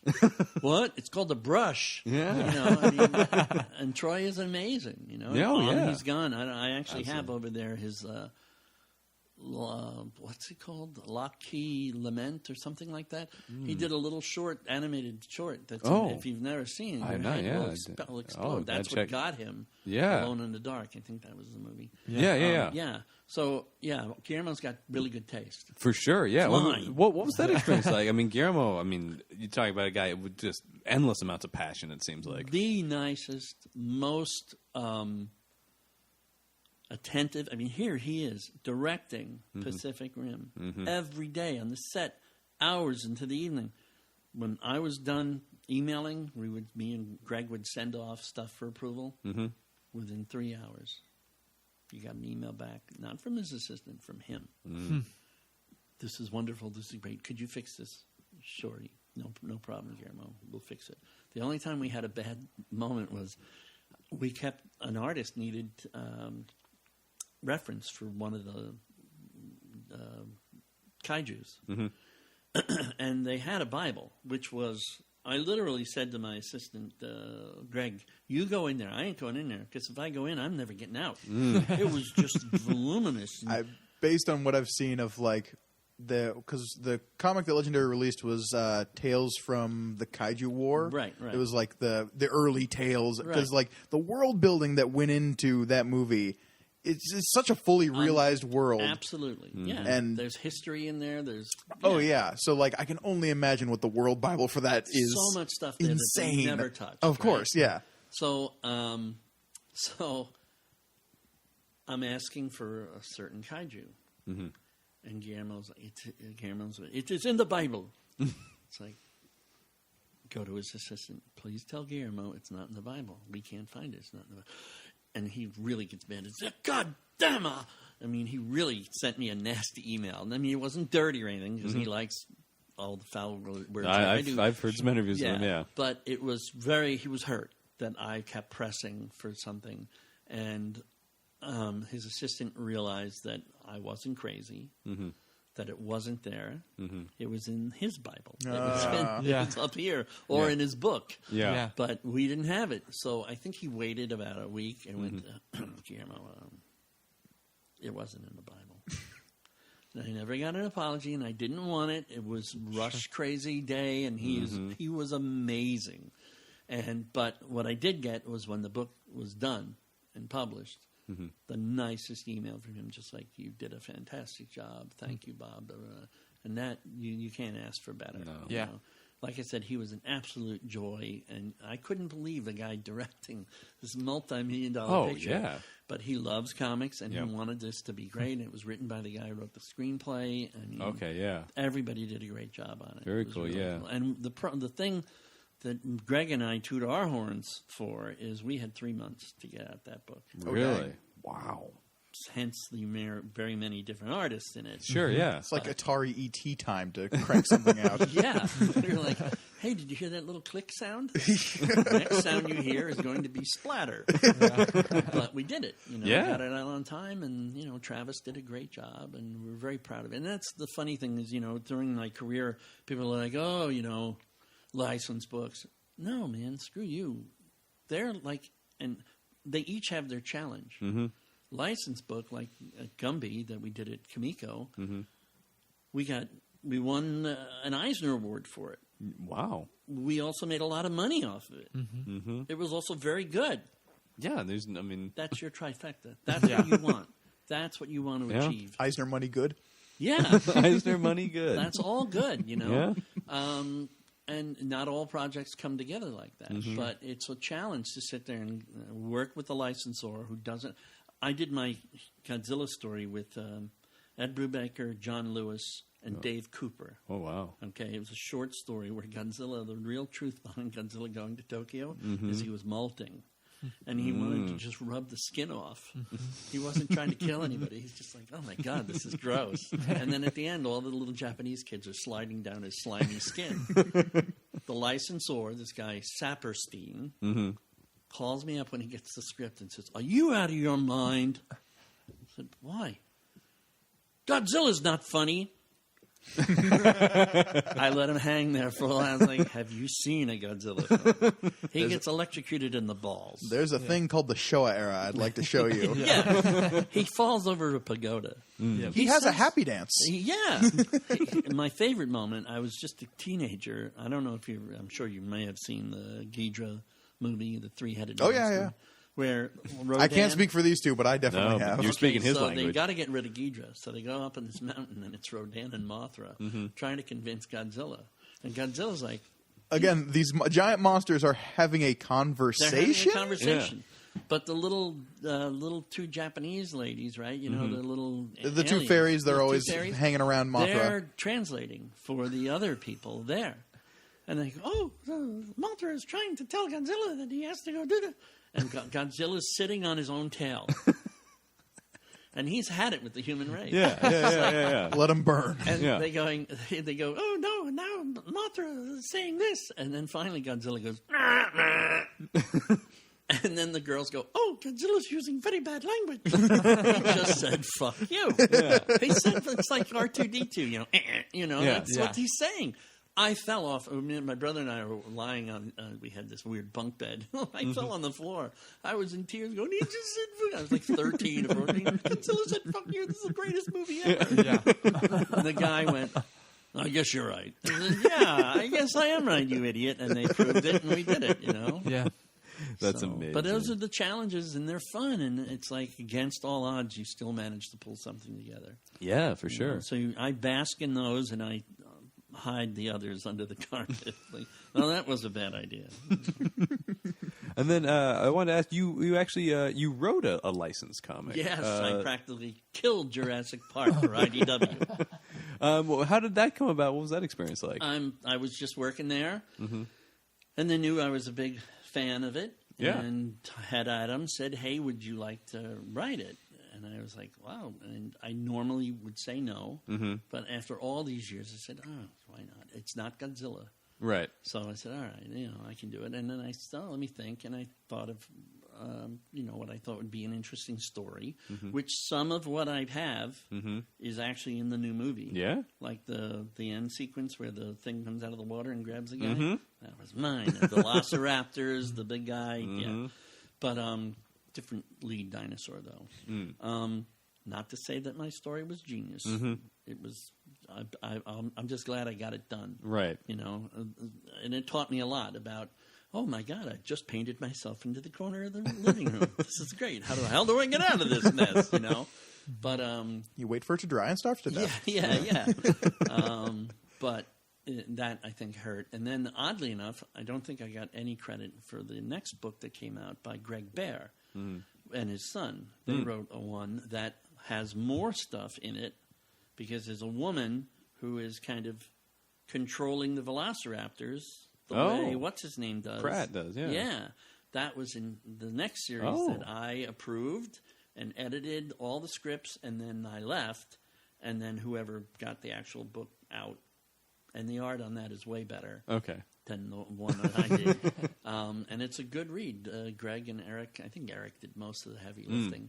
But it's a good read, and they obviously Universal went, well, that was a good idea. Let's do it. It is, yeah. And it's okay because they own it, you know. Sure, yeah. I mean, and that's got to be nice to a certain extent, that the ideas that you had have shown up in a very cool, the biggest movie of the year. Yeah, I know, right? It's insane. It's the third highest grossing movie of all time now. Yeah, it's crazy. Sorry, John. Dinosaurs. I don't see what's so hard to understand. So easy. And I got Bernie Wrightson was so sweet. I know, hanging up over there is the original to the cover that he actually let me art direct. He's like, I don't know, what do you want me to do? Bernie Wrightson's asking me what I want him to do. This is weird. So I said, I'll have the woman over here, and I'm coming through an alley trying to kill her. And he's like, and then he sends me an email, and I go, oh God, yes, this is good. Without telling me, boom, it just shows up in the mail. That's awesome. 8 months later. That's so cool. That's incredible. When you were growing up reading comics and being at conventions, were there ideas that you're like, man, if I ever get in this industry, I want to write this, or I want to do this story? Sure. And you're always, the quarterback, the Monday quarterback. Yeah, of course. Yeah, sure. And are there still stories that you're hoping for that phone call to say, like... No, I've given up that. No, my best writing is more journal humor, kind of. I have a whole thing that I've got lying around somewhere that I may publish. Cool. No, I have fun throwing ideas to other people and saying, hey, what about this? What about that? Yeah. Being a collaborator. Swamp Thing is the one, it's like there's Godzilla and there's Swamp Thing. And I've got like at least 10 Godzilla stories that I thought would be cool. And probably at this time, because I've been reading, fell in love with Swamp Thing when I was a teenager, probably 200 Swamp Thing ideas. But those things to me are like I was raised Catholic, so there's the chalice you just don't touch or go near. So it's like, don't screw it up. That's why when I did Godzilla, I didn't do it. I just said, you guys are really crazy and funny. Come up with a story that's funny. I want to do a funny Godzilla story. And they did it. And I read it and went, this is hilarious. Let's go. Yeah. And so I have a small little part of that as editor. But, I try to stay away from...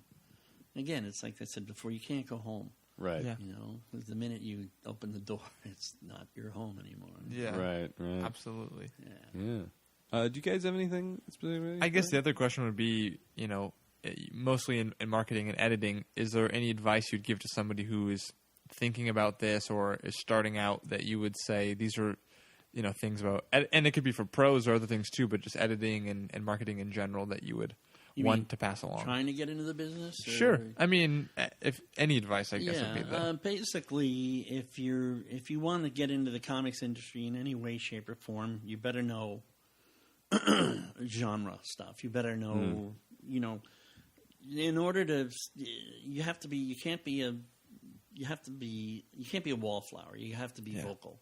Right. So you got to go to cons. You got to meet people. You got to talk. You got to tell people what you think of that Star Wars #1 with that little punk kid in it. And if you like it, you're a rare bird. But if you defend your position, you're going to find another rare bird that might hire you. And if you hate it, we are not advocating the advocation of Episode 1 of Star Wars. Certainly not. No, I mean it's a terrible movie, but you've got to be out there. You got to say, well, you have to know your genre. You have to make it a business. Also, if you want to become a writer, but you don't know what companies publish the type of stories that you want to write.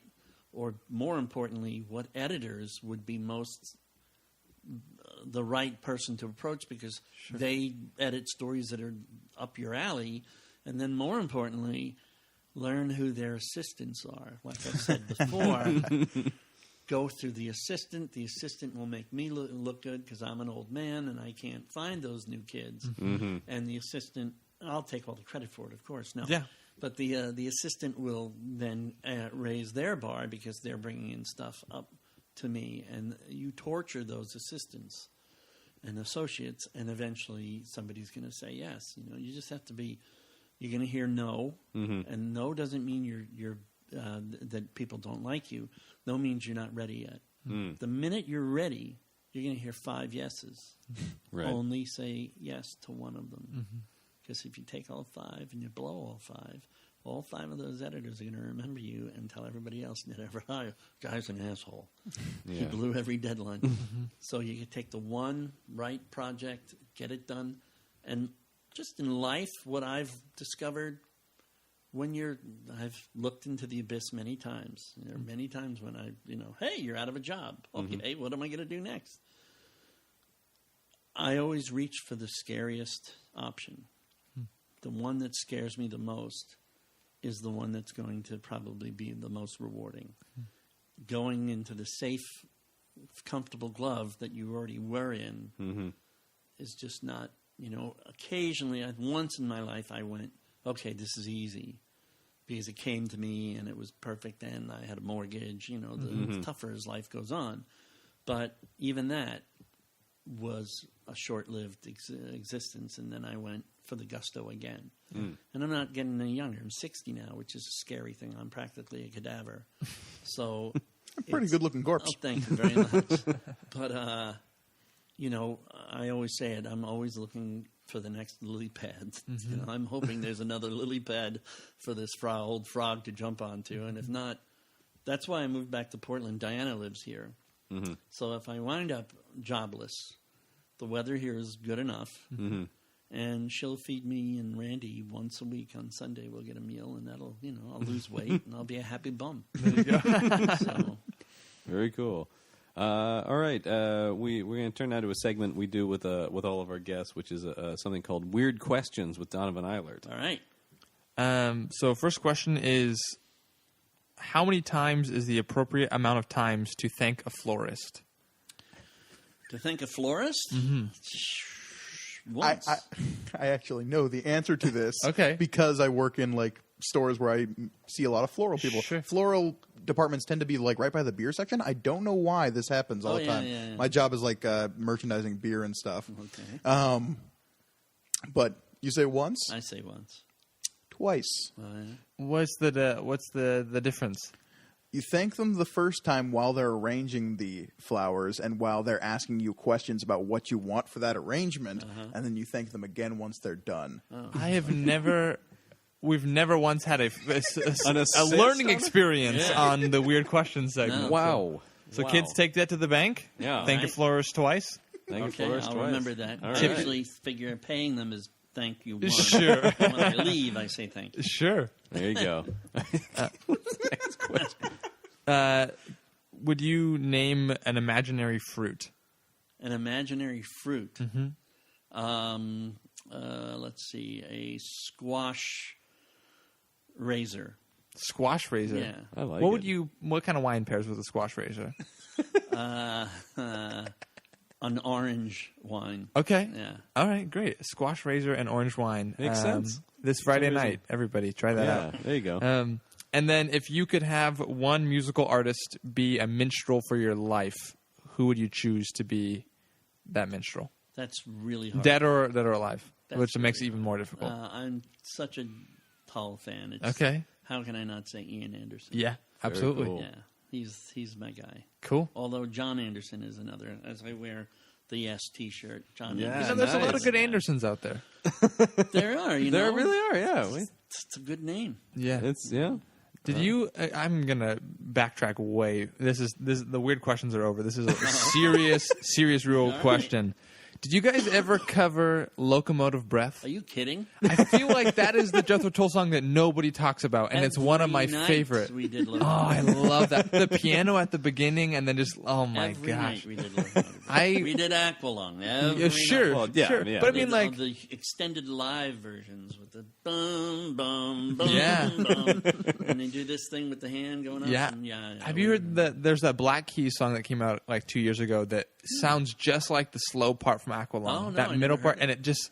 Wait, Yeah. what Black Keys song is that? I don't know the name of it now, but I if have you to hear look it, for it's it, just yeah. like they are clearly taking everything from There are a Aqualung. lot of closeted Jethro Tull fans. Yeah. Because Ian and his codpiece and his antics. Sure. Yeah. And what people didn't get when he was doing what he was doing, particularly with Thick as a Brick, it was Monty Python. Yeah. That they were doing. They had zebra boogies, they had a zebra come out and poop out balls out Yeah. his butt and they would juggle them. Yep. They had a thing called the non-rabbit that put a secretion and got all these little girls pregnant, and they were just goofing off, but doing music in a very serious way. Sure. And just trying to kind of mitigate that seriousness of the Yeah. music with some humor. They were not taking them. I mean, Ian took when he was writing very seriously. Sure. But they tried to have a good time and lighten it up and go, okay, Yeah. look, this is just another song. Relax, you know. Well, I like the mix of flautist and pyrotechnics. Like that Yeah. for me, like why don't more symphonies kind of adopt the idea that things can catch fire every once Oh, yeah. again, you know? I watched him play once. He got hit in the eye with a rose. Unfortunately, he got hit in the eye with the thorn of the rose. Oh no. Yeah. But my favorite night was the sound man was really screwing up, and Ian was furious at Madison Square Garden. He's like, just called the guy out on stage. Someone else is going to be out of a job. I'm like, yes, because the sound was horrible. Yeah. I can't hear a goddamn thing on stage. He was furious. That's awesome. Him and I would not get along on a personal basis. Sure. Him and I are completely out. I'm a left-wing freak.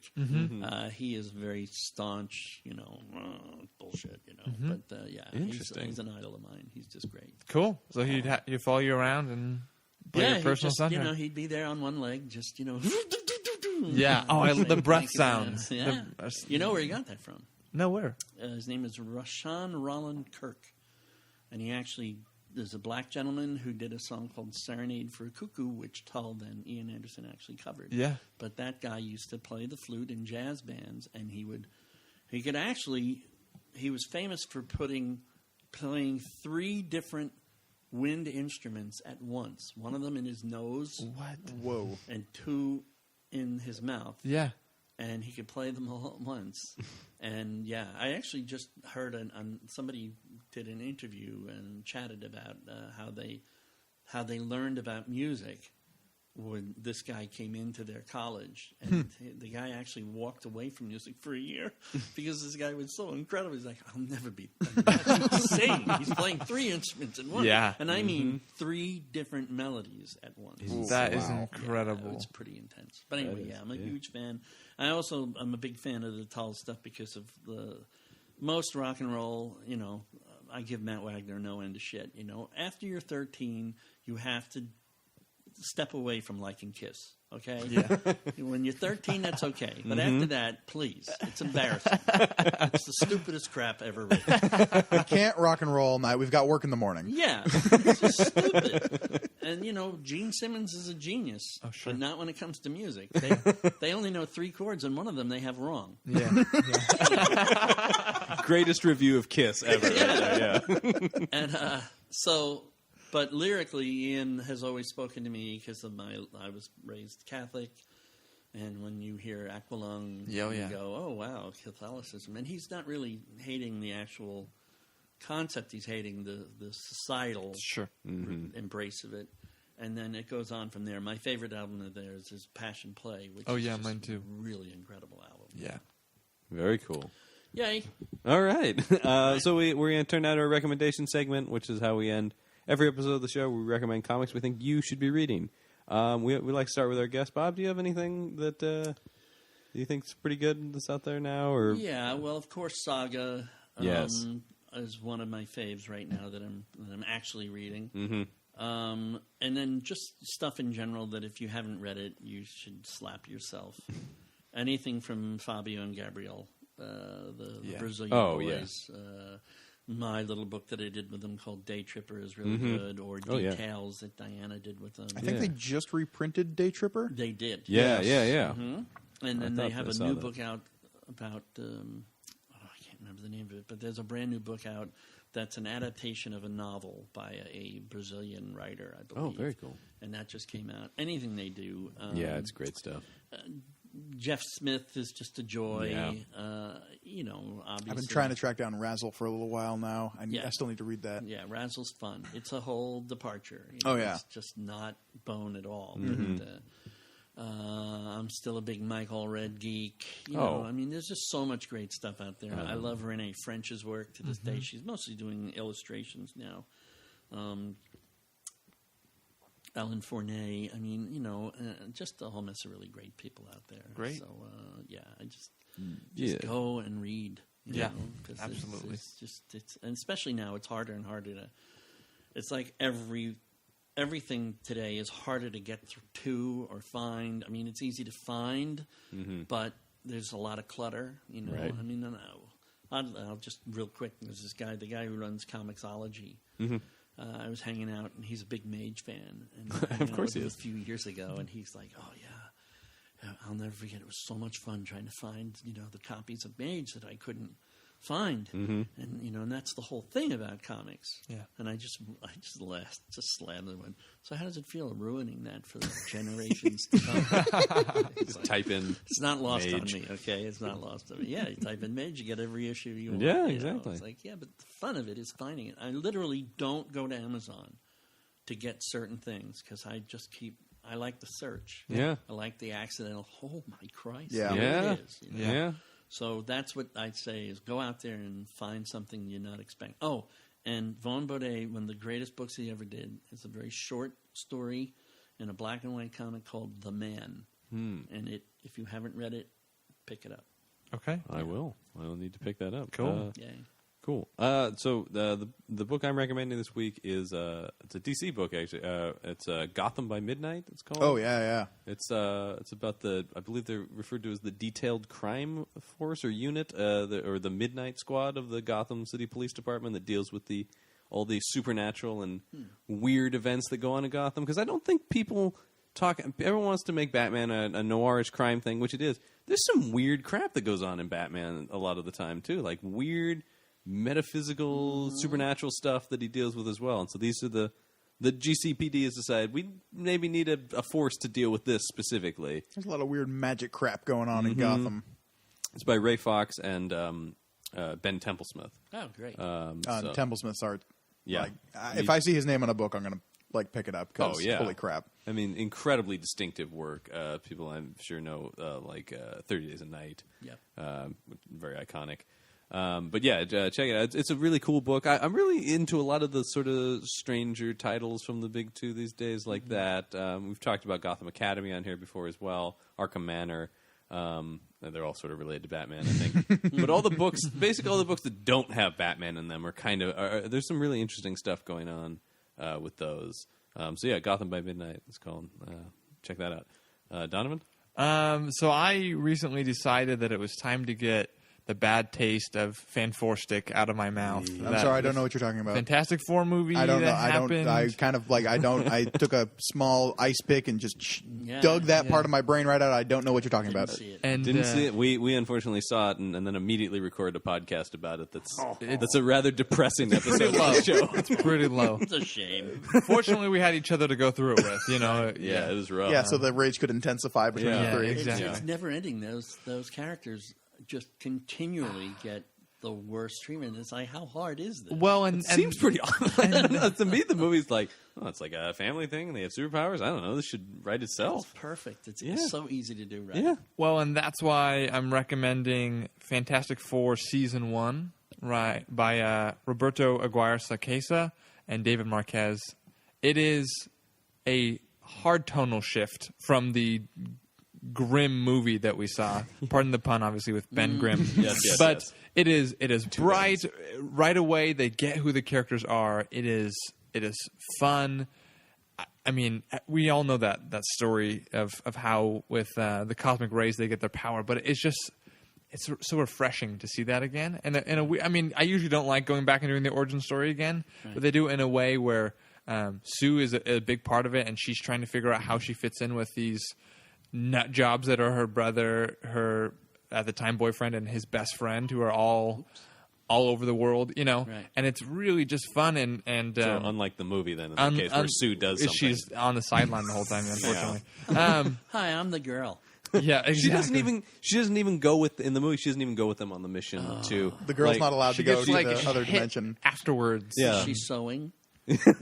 She's at a computer and gets hit by some cosmic rays that follow them back from the Planet Zero. Planet Zero, not the negative zone. I don't Planet know. Zero. We don't. There's like 3 hours of this already recorded. We don't need to do this You again. can go back and listen to that episode if you want, listeners. But what's fascinating to me is that Roberto Aguirre Sarkesa is doing all of the Archie horror stuff right now. Oh yeah. And so it is really cool to see this different side where he's having a lot of fun. Mm-hmm. The characters are having a lot of fun.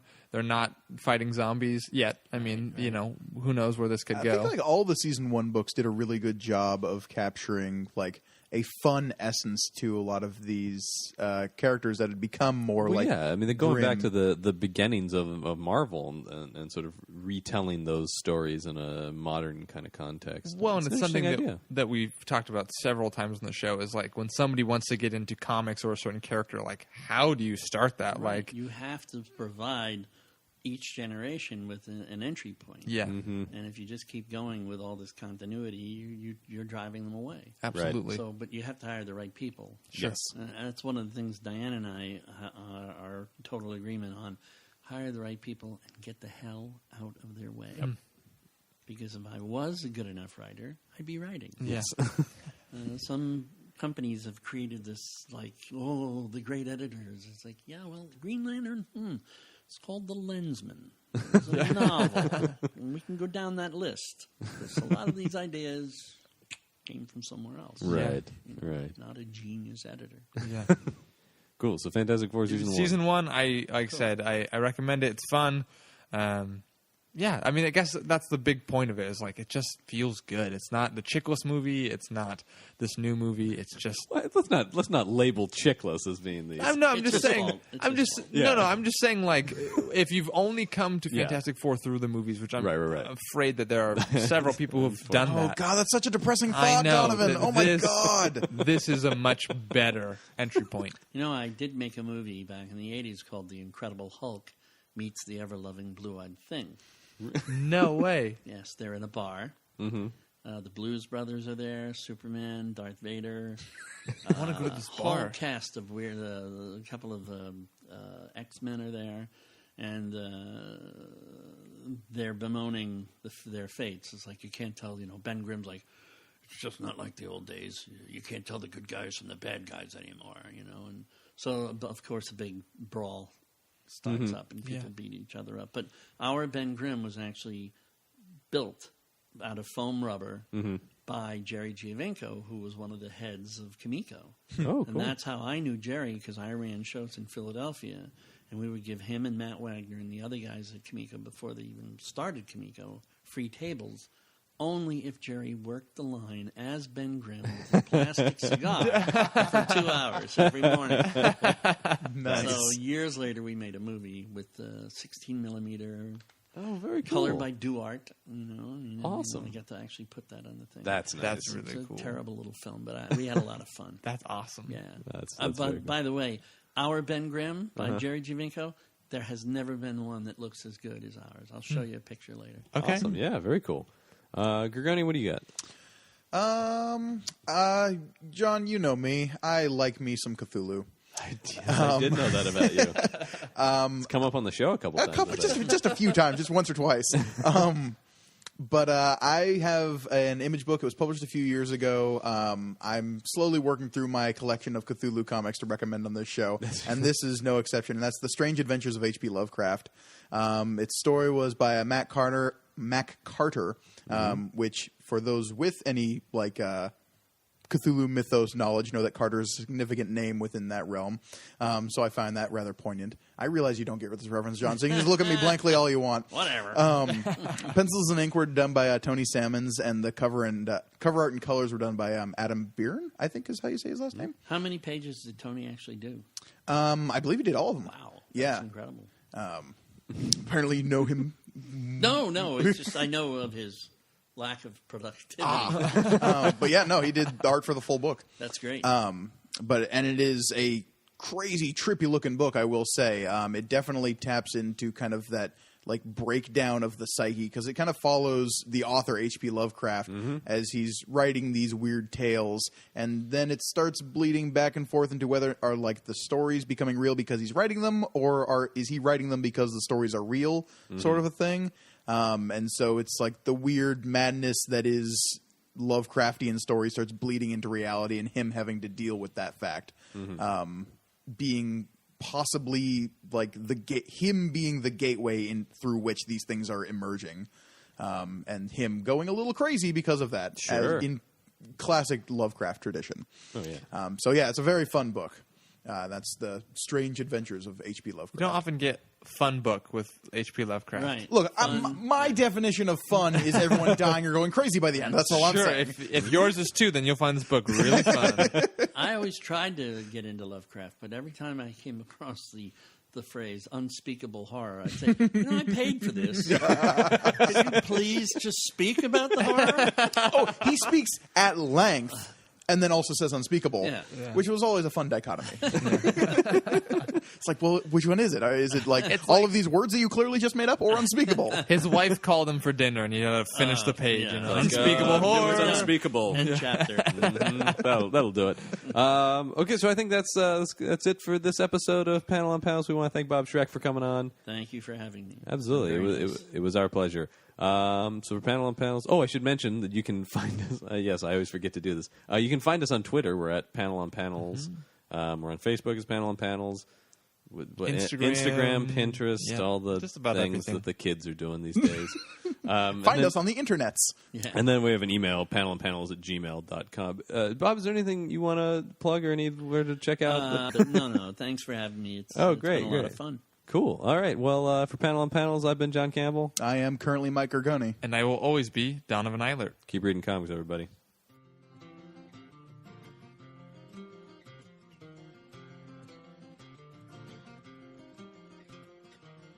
Really don't mind if you sit this one out.